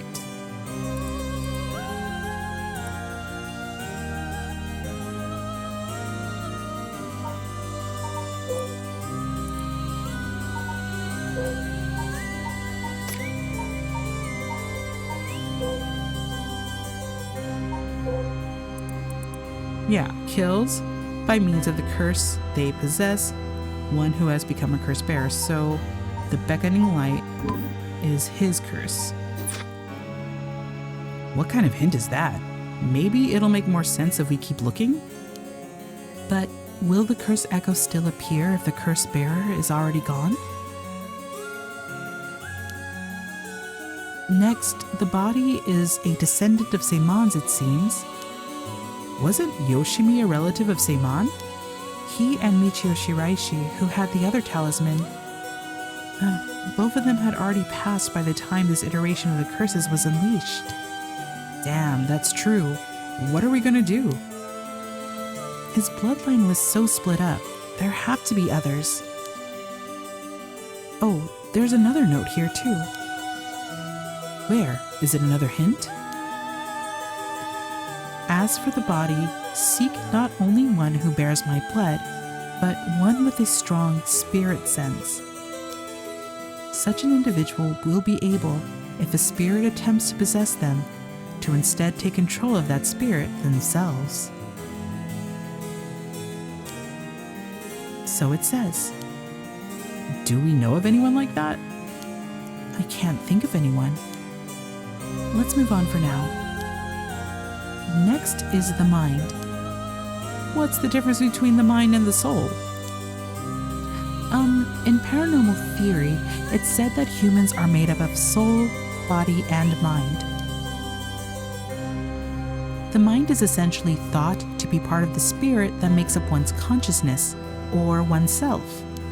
It's like driving. The body is the car, the soul is the control system, and the mind is the driver. I see. I think that makes sense. So, is there a hint for finding this one too? Well, let's see. There's this. Should the rite of resurrection be activated elsewhere, so too shall my mind be awakened there. Seimon tried to seal away the rite of resurrection, but before he could, Ashino stole the record of fates. So he made it so that his mind would be released from the seal. So when I accidentally overclicked. So as a countermeasure to the rite being activated, he made it so that his mind would be released from the seal. Okay, but what does that actually mean? What it means is, Seimon's mind awoke the night the rite activated and must be possessing someone out there right now. What? So we have to get that person together with everything else. All right. So we have to find the curse echo, the descendant, and the person possessed by Seimon. Then we just get them together in one place and we'll be good to go. Right. But there is one thing. The second and third ones could both be the same person. Oh. But who could that be? If it's like how Michio lost her memories when she was possessing Yako, Seimon's consciousness might not be aware of who it really is. So, if he learned the truth, would he start to act of his own accord? Oh, then that person could already be... Oh, hold on a second. Someone's coming this way. Huh? Excuse me, could I interrupt for just a moment? Excuse me? What are you...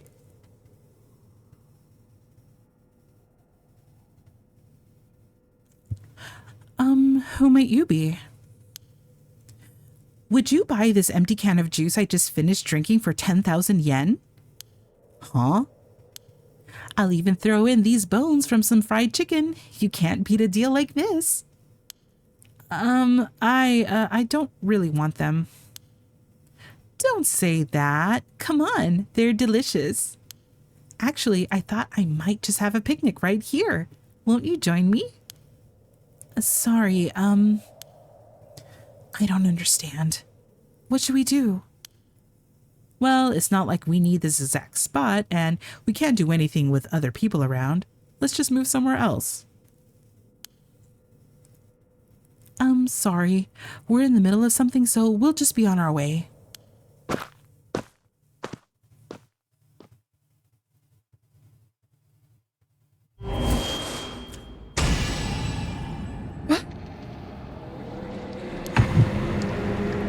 It hurts. This is a curse. What?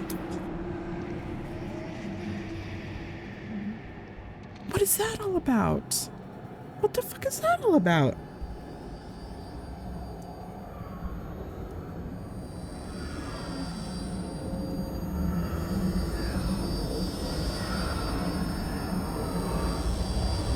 Hold on, let me think about this.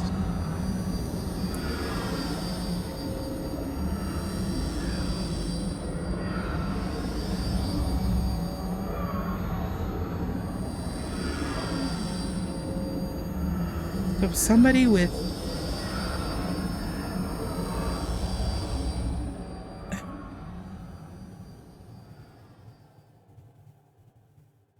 I'm confused.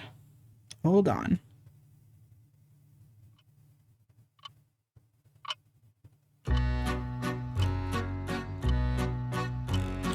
Mr. Storyteller, help me. What's going on? You have my heartfelt thanks for all your hard work thus far. This brings the story of the 7 mysteries of Honjo to a close. Excuse me? Again, excuse me? And who could have foreseen such a conclusion? Unfortunately, it seems the so-called mastermind was one step ahead of you. Yoko's the mastermind? She remains hidden, leaving behind no evidence. Perhaps there is truly no way to stop her. However, should you find that this conclusion is not to your liking, by all means, please pursue a different path. You've done it once before, so I am sure you already know how. With that, I shall be taking my leave. I have been your humble storyteller. Good night.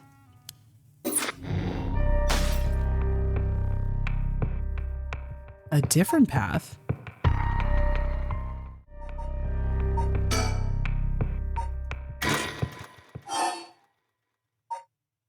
Something's happening to Yoko, right? Shogo's like, whoa. What the hell? It feels like the air just changed. And then Yoko's pointing and having a freak out.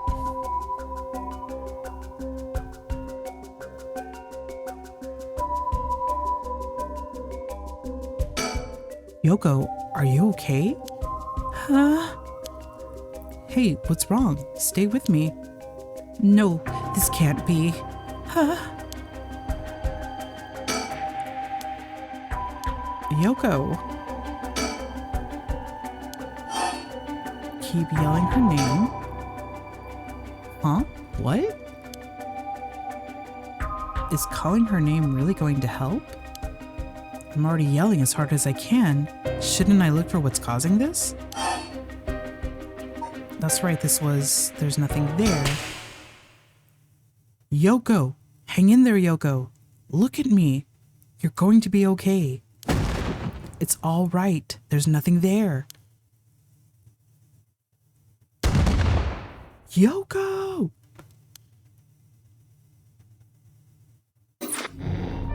That's right, and if you keep calling her name, she's okay.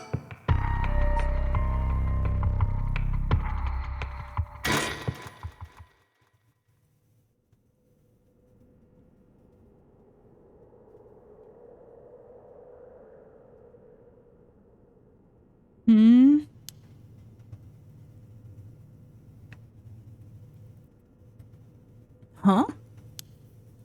Oh, good. You're awake. What?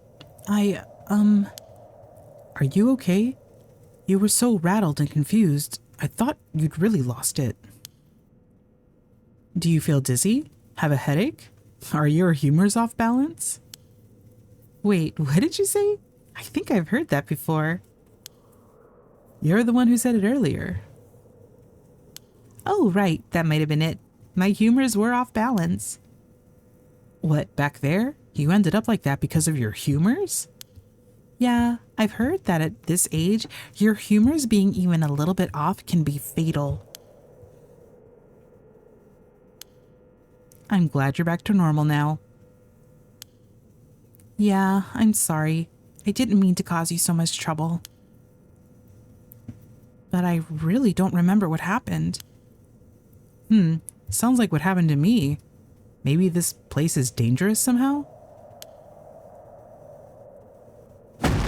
What? You're backing out? Yeah, it doesn't feel safe to me, and I'm worried about you. Let's call off today's investigation. Come on, I just started feeling back to normal too. Nope, not happening. Go home. I'll even pay your cab fare, okay? I ended up having to force a still protesting Yoko into a taxi. Even then, she still wouldn't stop complaining. So to placate her, I promised I'd search the park on my own for a little while longer.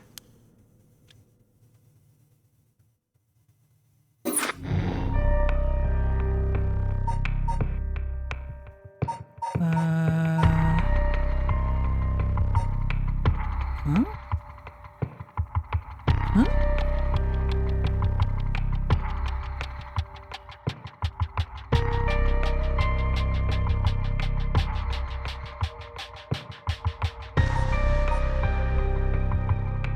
Oh.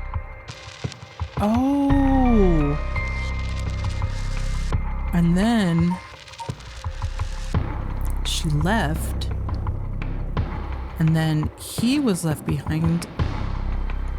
Talked to Takumi, and then him and Takumi got murdered by the Whispering Canal that she has.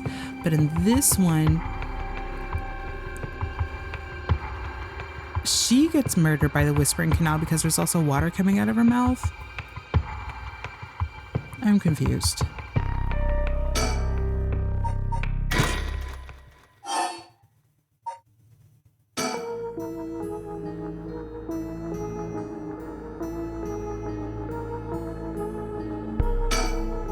Huh? What the hell is that? It looks like a light floating in midair.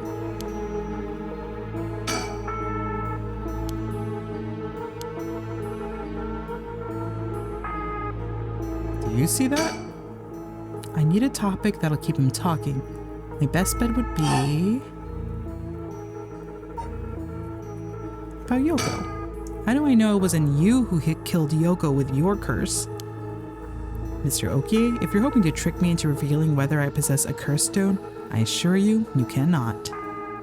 Grr.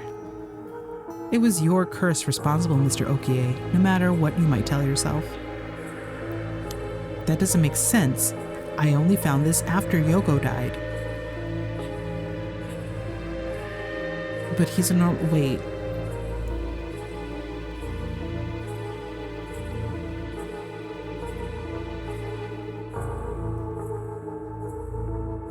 If she's dead, and he picked up the curse, and it worked for him, because it did go into his body, even though he wasn't a curse bearer, then that must mean that he has strong spiritual power, and that's why it's working for him?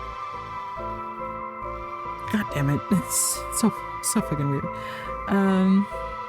Oh? Don't play dumb. I know you're the one who did this. Whether you choose to believe me is your prerogative, but you are mistaken.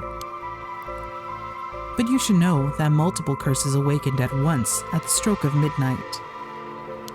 There are many other curses in Honjo, and many other curse bearers. Is it not premature of you to assume that I am the one responsible? Wait, so you're saying that at midnight a bunch of people became curse bearers? There's no point in continuing this conversation. For all I know, he could be telling me anything. What about that thing? Oh, it's closer. It's coming closer. Is this another one of the 7 mysteries? It looks like a will-o-wisp, maybe? Was there anything like that in the 7 mysteries? Touch it. Huh? Am I supposed to touch it?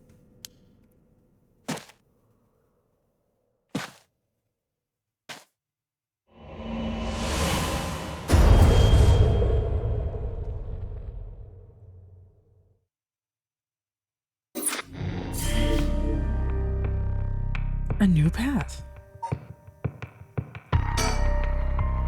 When the body, soul, and mind of Seimon Tsuchimikado have all been brought together, the rite of cleansing is activated, dispelling all rituals and curses that have previously been performed.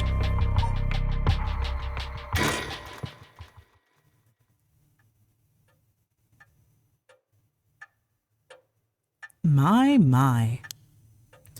Finally, you have arrived at this juncture. I expected no less from you. That would mean that you have managed to bring everything to light. Though there is the possibility that you have wound up here by chance. So, before I take you any further, I must ask you a number of questions. What exactly the soul, body, and mind of Seiman Tsuchimikado are? Firstly, which curse echo represents the soul of Seiman Tsuchimikado? That is the beckoning light.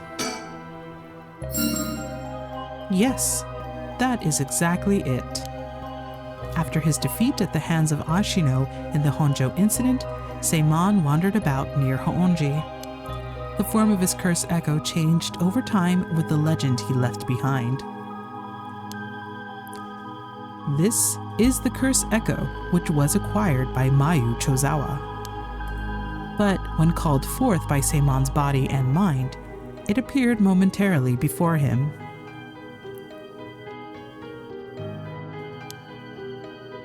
Let us continue.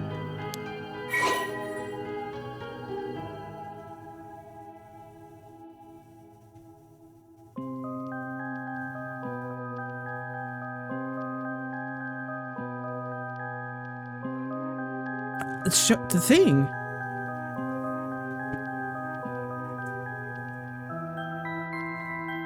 Shogo.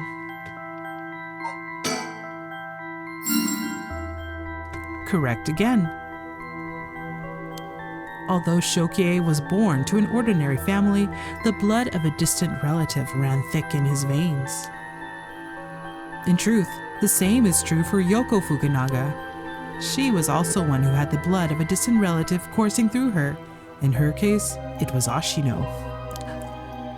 Seiman and Ashino fated to meet again all these hundreds of years later. Now for my final question.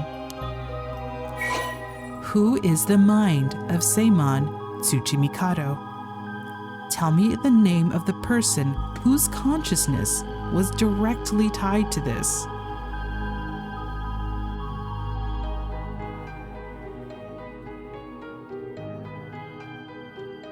Me?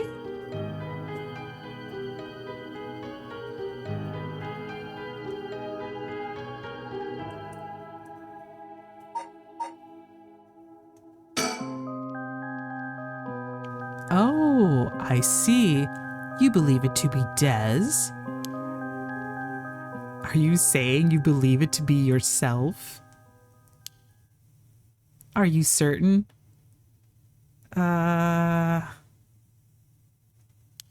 Well, I am the one that... Oh, okay. It's like, well, I am the one that's been, like, guiding the people. Yes, you are correct. Finally, you have remembered. That's right. You are... Seiman's consciousness awoken by the curses and the rite of resurrection. However, having lost your memories, you forgot about the duty assigned to you. This is, if I may say so, where I played my part, guiding you through the events of this story. As your consciousness was all that was left of you, you manipulated time and space by way of the story chart, jumping from vessel to vessel, and manipulated your host's actions by whispering commands into their ears. In doing so, you were able to get the full picture of what needed to be done. But at one point, while still unconscious, you managed to remember your duty. The so-called mastermind behind these events, the one who awakened the rite and the curses, was Yoko Fukunaga, descendant of Ashino herself. You unconsciously activated your curse and killed her, because I'm the consciousness of Tsuchimikado, and that curse echo of the beckoning light made me kill her because she's a curse bearer. And that's the curse of the beckoning light. And then Shogo picked up the Whispering Canal.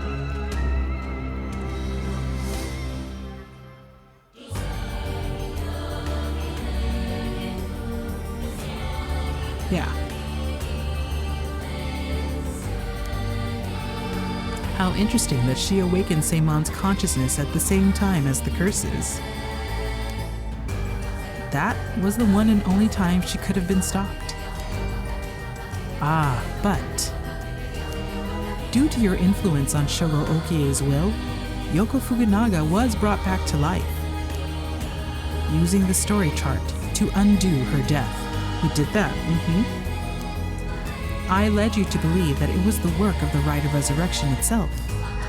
But as it turns out, seeing what would transpire if the mastermind was not killed at the outset is what ultimately revealed the way to put an end to the curses for good. There were certain things which would have answered all your questions had you noticed them. For example, even while under your control, Shogo Okie willingly used his curse. When I asked you early on how many Shogo Okie had killed, this is what I meant. Had you not used the curse, Shogo Okie would have done so of his own accord. Furthermore, Mayu Chozawa was able to recall information which only you knew. She was able to do this because she was connected to you through her curse echo, the beckoning light. Oh my god. In truth, Yoko is a descendant of Onmyoji who continued to practice in modern times. Her ancestor Ashino attempted to steal the Rite of Resurrection in Honjo during the Edo period. Born with exceptional spirit sense, Yoko learned about her own ancestry while researching her roots and was disappointed to find her bloodline had fallen into mediocrity. She became consumed with the ambition to restore her family's lost glory through her own powers and devised a scheme to succeed where Ashino failed and performed the Rite of Resurrection. Yoko continued her training, developing her spiritual and curse powers until she discovered the Record of Fates, which offered clues regarding the rite. She plotted to use the curses of the 7 mysteries of Honjo to gather a large number of soul dregs by calling forth curse echoes and setting the stage for mutual slaughter. The ultimate plan involved invoking a large-scale feast of shadows, awakening the curses, performing the rite herself, and bringing together enough soul dregs to revive Ashino. Since the events of the curses increase the more people know and fear them, she first entrusted the Record of Fates to local historian Hideki Araishi, who could be used to easily spread the rumors.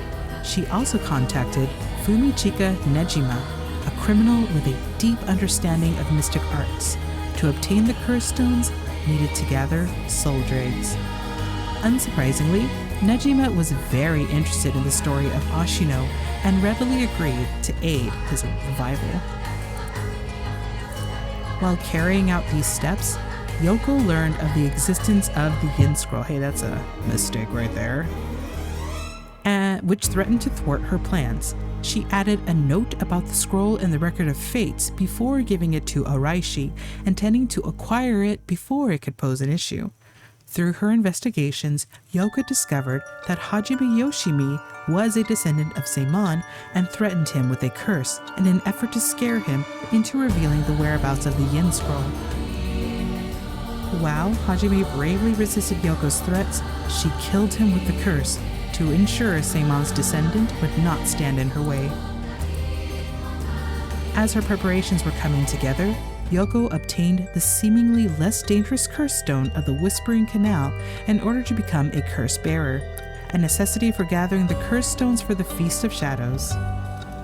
Shogo Okie, also a descendant of Seimon, was eyed as a potential risk factor and contacted to ensure he would be located nearby and subject to monitoring. However, unaware that the spirit of Seimon would be awakened within Shogo as soon as she invoked the curse, Yoko's plan was thwarted when she was immediately cursed to death by Seimon. She was pointing at me. And she was freaking out. She was pointing at me. I was like, what is she freaking out about? It's me.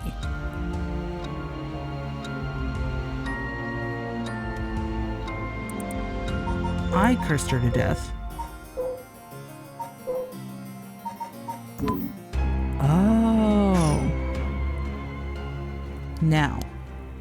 Allow me to ask you one last question. If you, knowing all that you now know, had the ability to resurrect one life, what would you do? I wouldn't want it. I would destroy it. Oh, I see, I see. That was Seimon's original intention. I apologize for leaving it out of the options when I first asked you this question. Now, it is time to bring things to a close. Upon your arrival here, the rite of cleansing was activated, dispelling all other rituals and curses. Look upon the fruit of your efforts. And then we shall leave this world behind for good. Thank you, truly, for all the work you have done. Oh, you're welcome.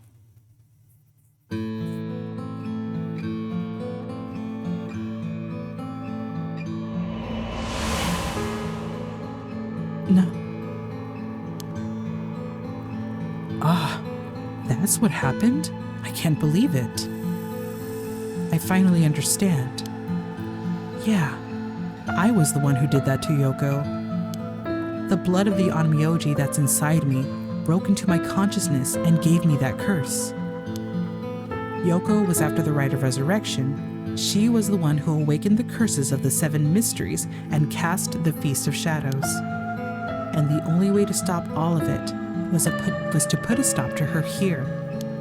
Otherwise, the rite of cleansing might have been negated too. I wonder how much of it was really her doing all those things. Yoko. I guess that explains why I felt like it was fate when this all started.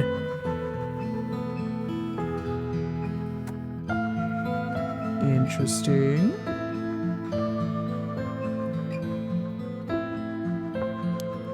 Though she didn't seem to notice.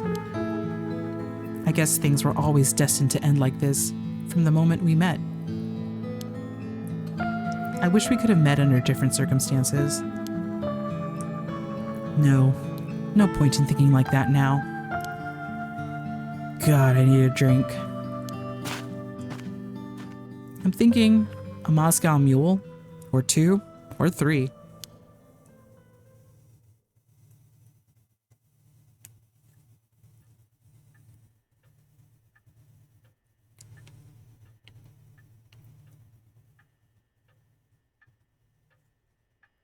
Ma'am, what is it?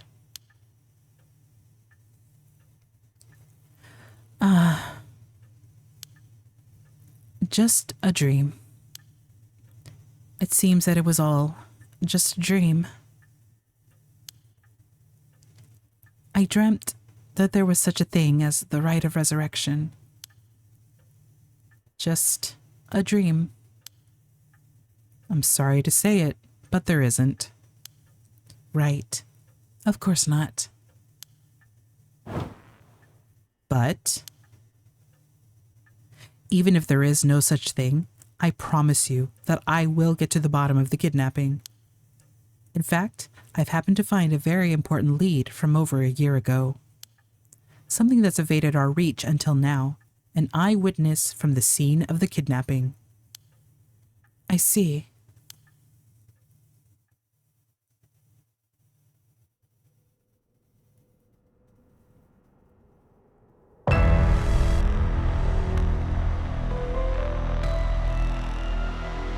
Whoa, what the hell is this? The medical unit told me to get down here. What happened?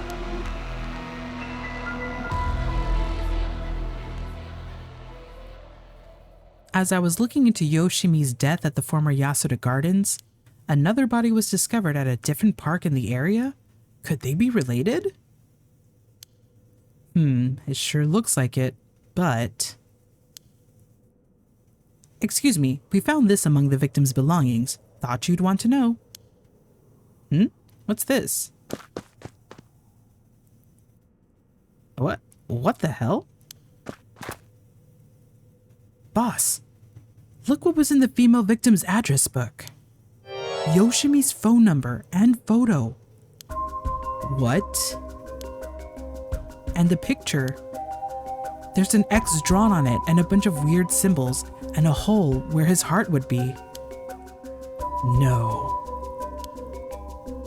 Do you think, could this be some kind of curse or something?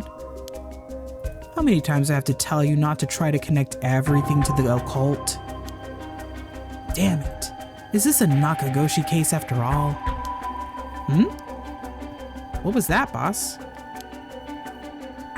Don't worry about it. Make sure you put the photo into evidence. There's no doubt this is related to Yoshimi. Make sure you do a thorough sweep of the area. I'm gonna make a phone call. Got it. Leave it to me. Spend as long as you want on the phone. Aw, and then he would have never found out that Tsutsumi was in paranormal investigations. Oh well.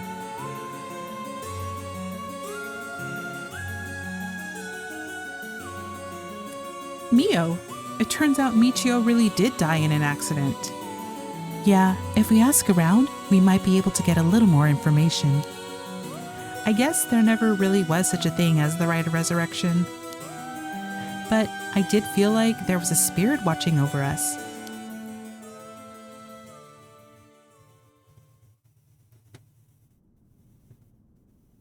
Damn it, why? Nothing's happening. But now my contract won't be... No. I should never have believed in this blasted record of fates. So it's... The thing's still there, but it's not like it works. Okay. I get it now. To all of you watching from far, far away, the Rite of Resurrection has never existed. Not in any world, not in any time. So I ask you to take the life you hold and move boldly forward one step at a time. Oh, justice. Richter, Iwai is out. Do you want to question him? Hang on, Ario. I want to let enough evidence for a search warrant. Let him go for now and I'll follow him. That's the kidnapper? Justice.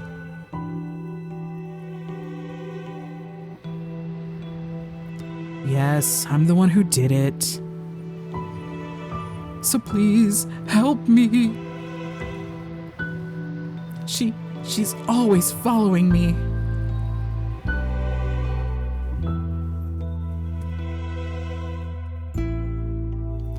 I'm so sorry, Michio. I had no idea. What? Hajime was killed? By this Yoko Fukunaga? How can that be? He wasn't the kind of guy who could just be picked off like that. You know that. Yeah, and boss is hiding something. There seems to be some kind of a secret hidden in Hajime's family tree. Let's see if I can find out what it is.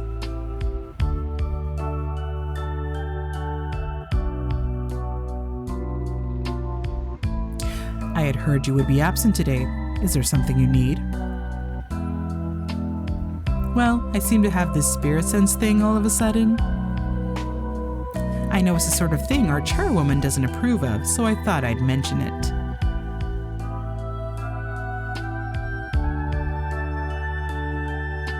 You could have called.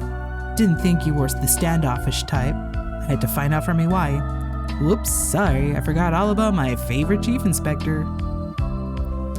The hell are you planning? Nothing so heinous as you're thinking.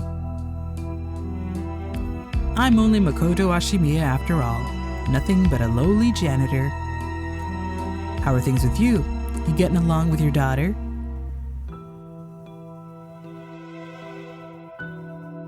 Well, you know, more or less. Got like a Hannibal Lecter, Will Graham relationship going on there.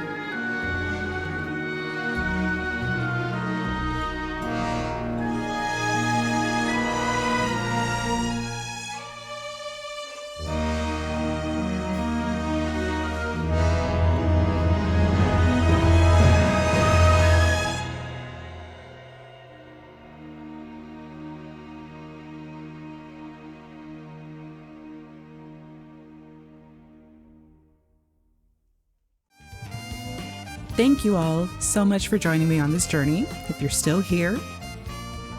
And I'm hoping that there's going to be a sequel, because I enjoyed the hell out of this. This was fun for me. It's a nice visual novel / adventure game with some great characters, great dialogue, even though sometimes there were some mistakes here and there. I know, not a problem for me. Just be more careful, I guess, translators. But I am hoping for a sequel because there are a few things that were left out that I think could have been expounded upon.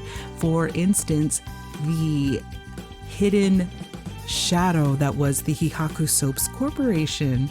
They really didn't go into that. It just kind of, they were there. They have these really shady practices, but they didn't go into it. They didn't really see any comeuppance except for the fact that the rite of resurrection didn't work ultimately after we went and did the cleansing. But that still would have been cool. I'm wondering if they're going to turn them into this sort of umbrella corporation, but for supernatural curses and spells in order to keep the chairwoman, Ms. Yamamori, alive or immortal. That would be really interesting to go into. What else would be interesting?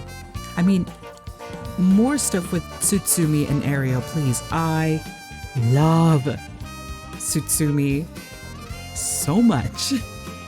He is my favorite out of all of these people. I love him and Ariel. I love their dynamic. I also like Richter because he is very interesting. The girls would be great to bring back in a sequel because of the experiences they've had. Who else? I think that everyone else would be nice to see, of course, but I feel like those characters really have more to give. And with that, we'll go ahead and call it a night. Once again, thanks for sticking around, and y'all have a wonderful day, night, evening, whichever. Bye!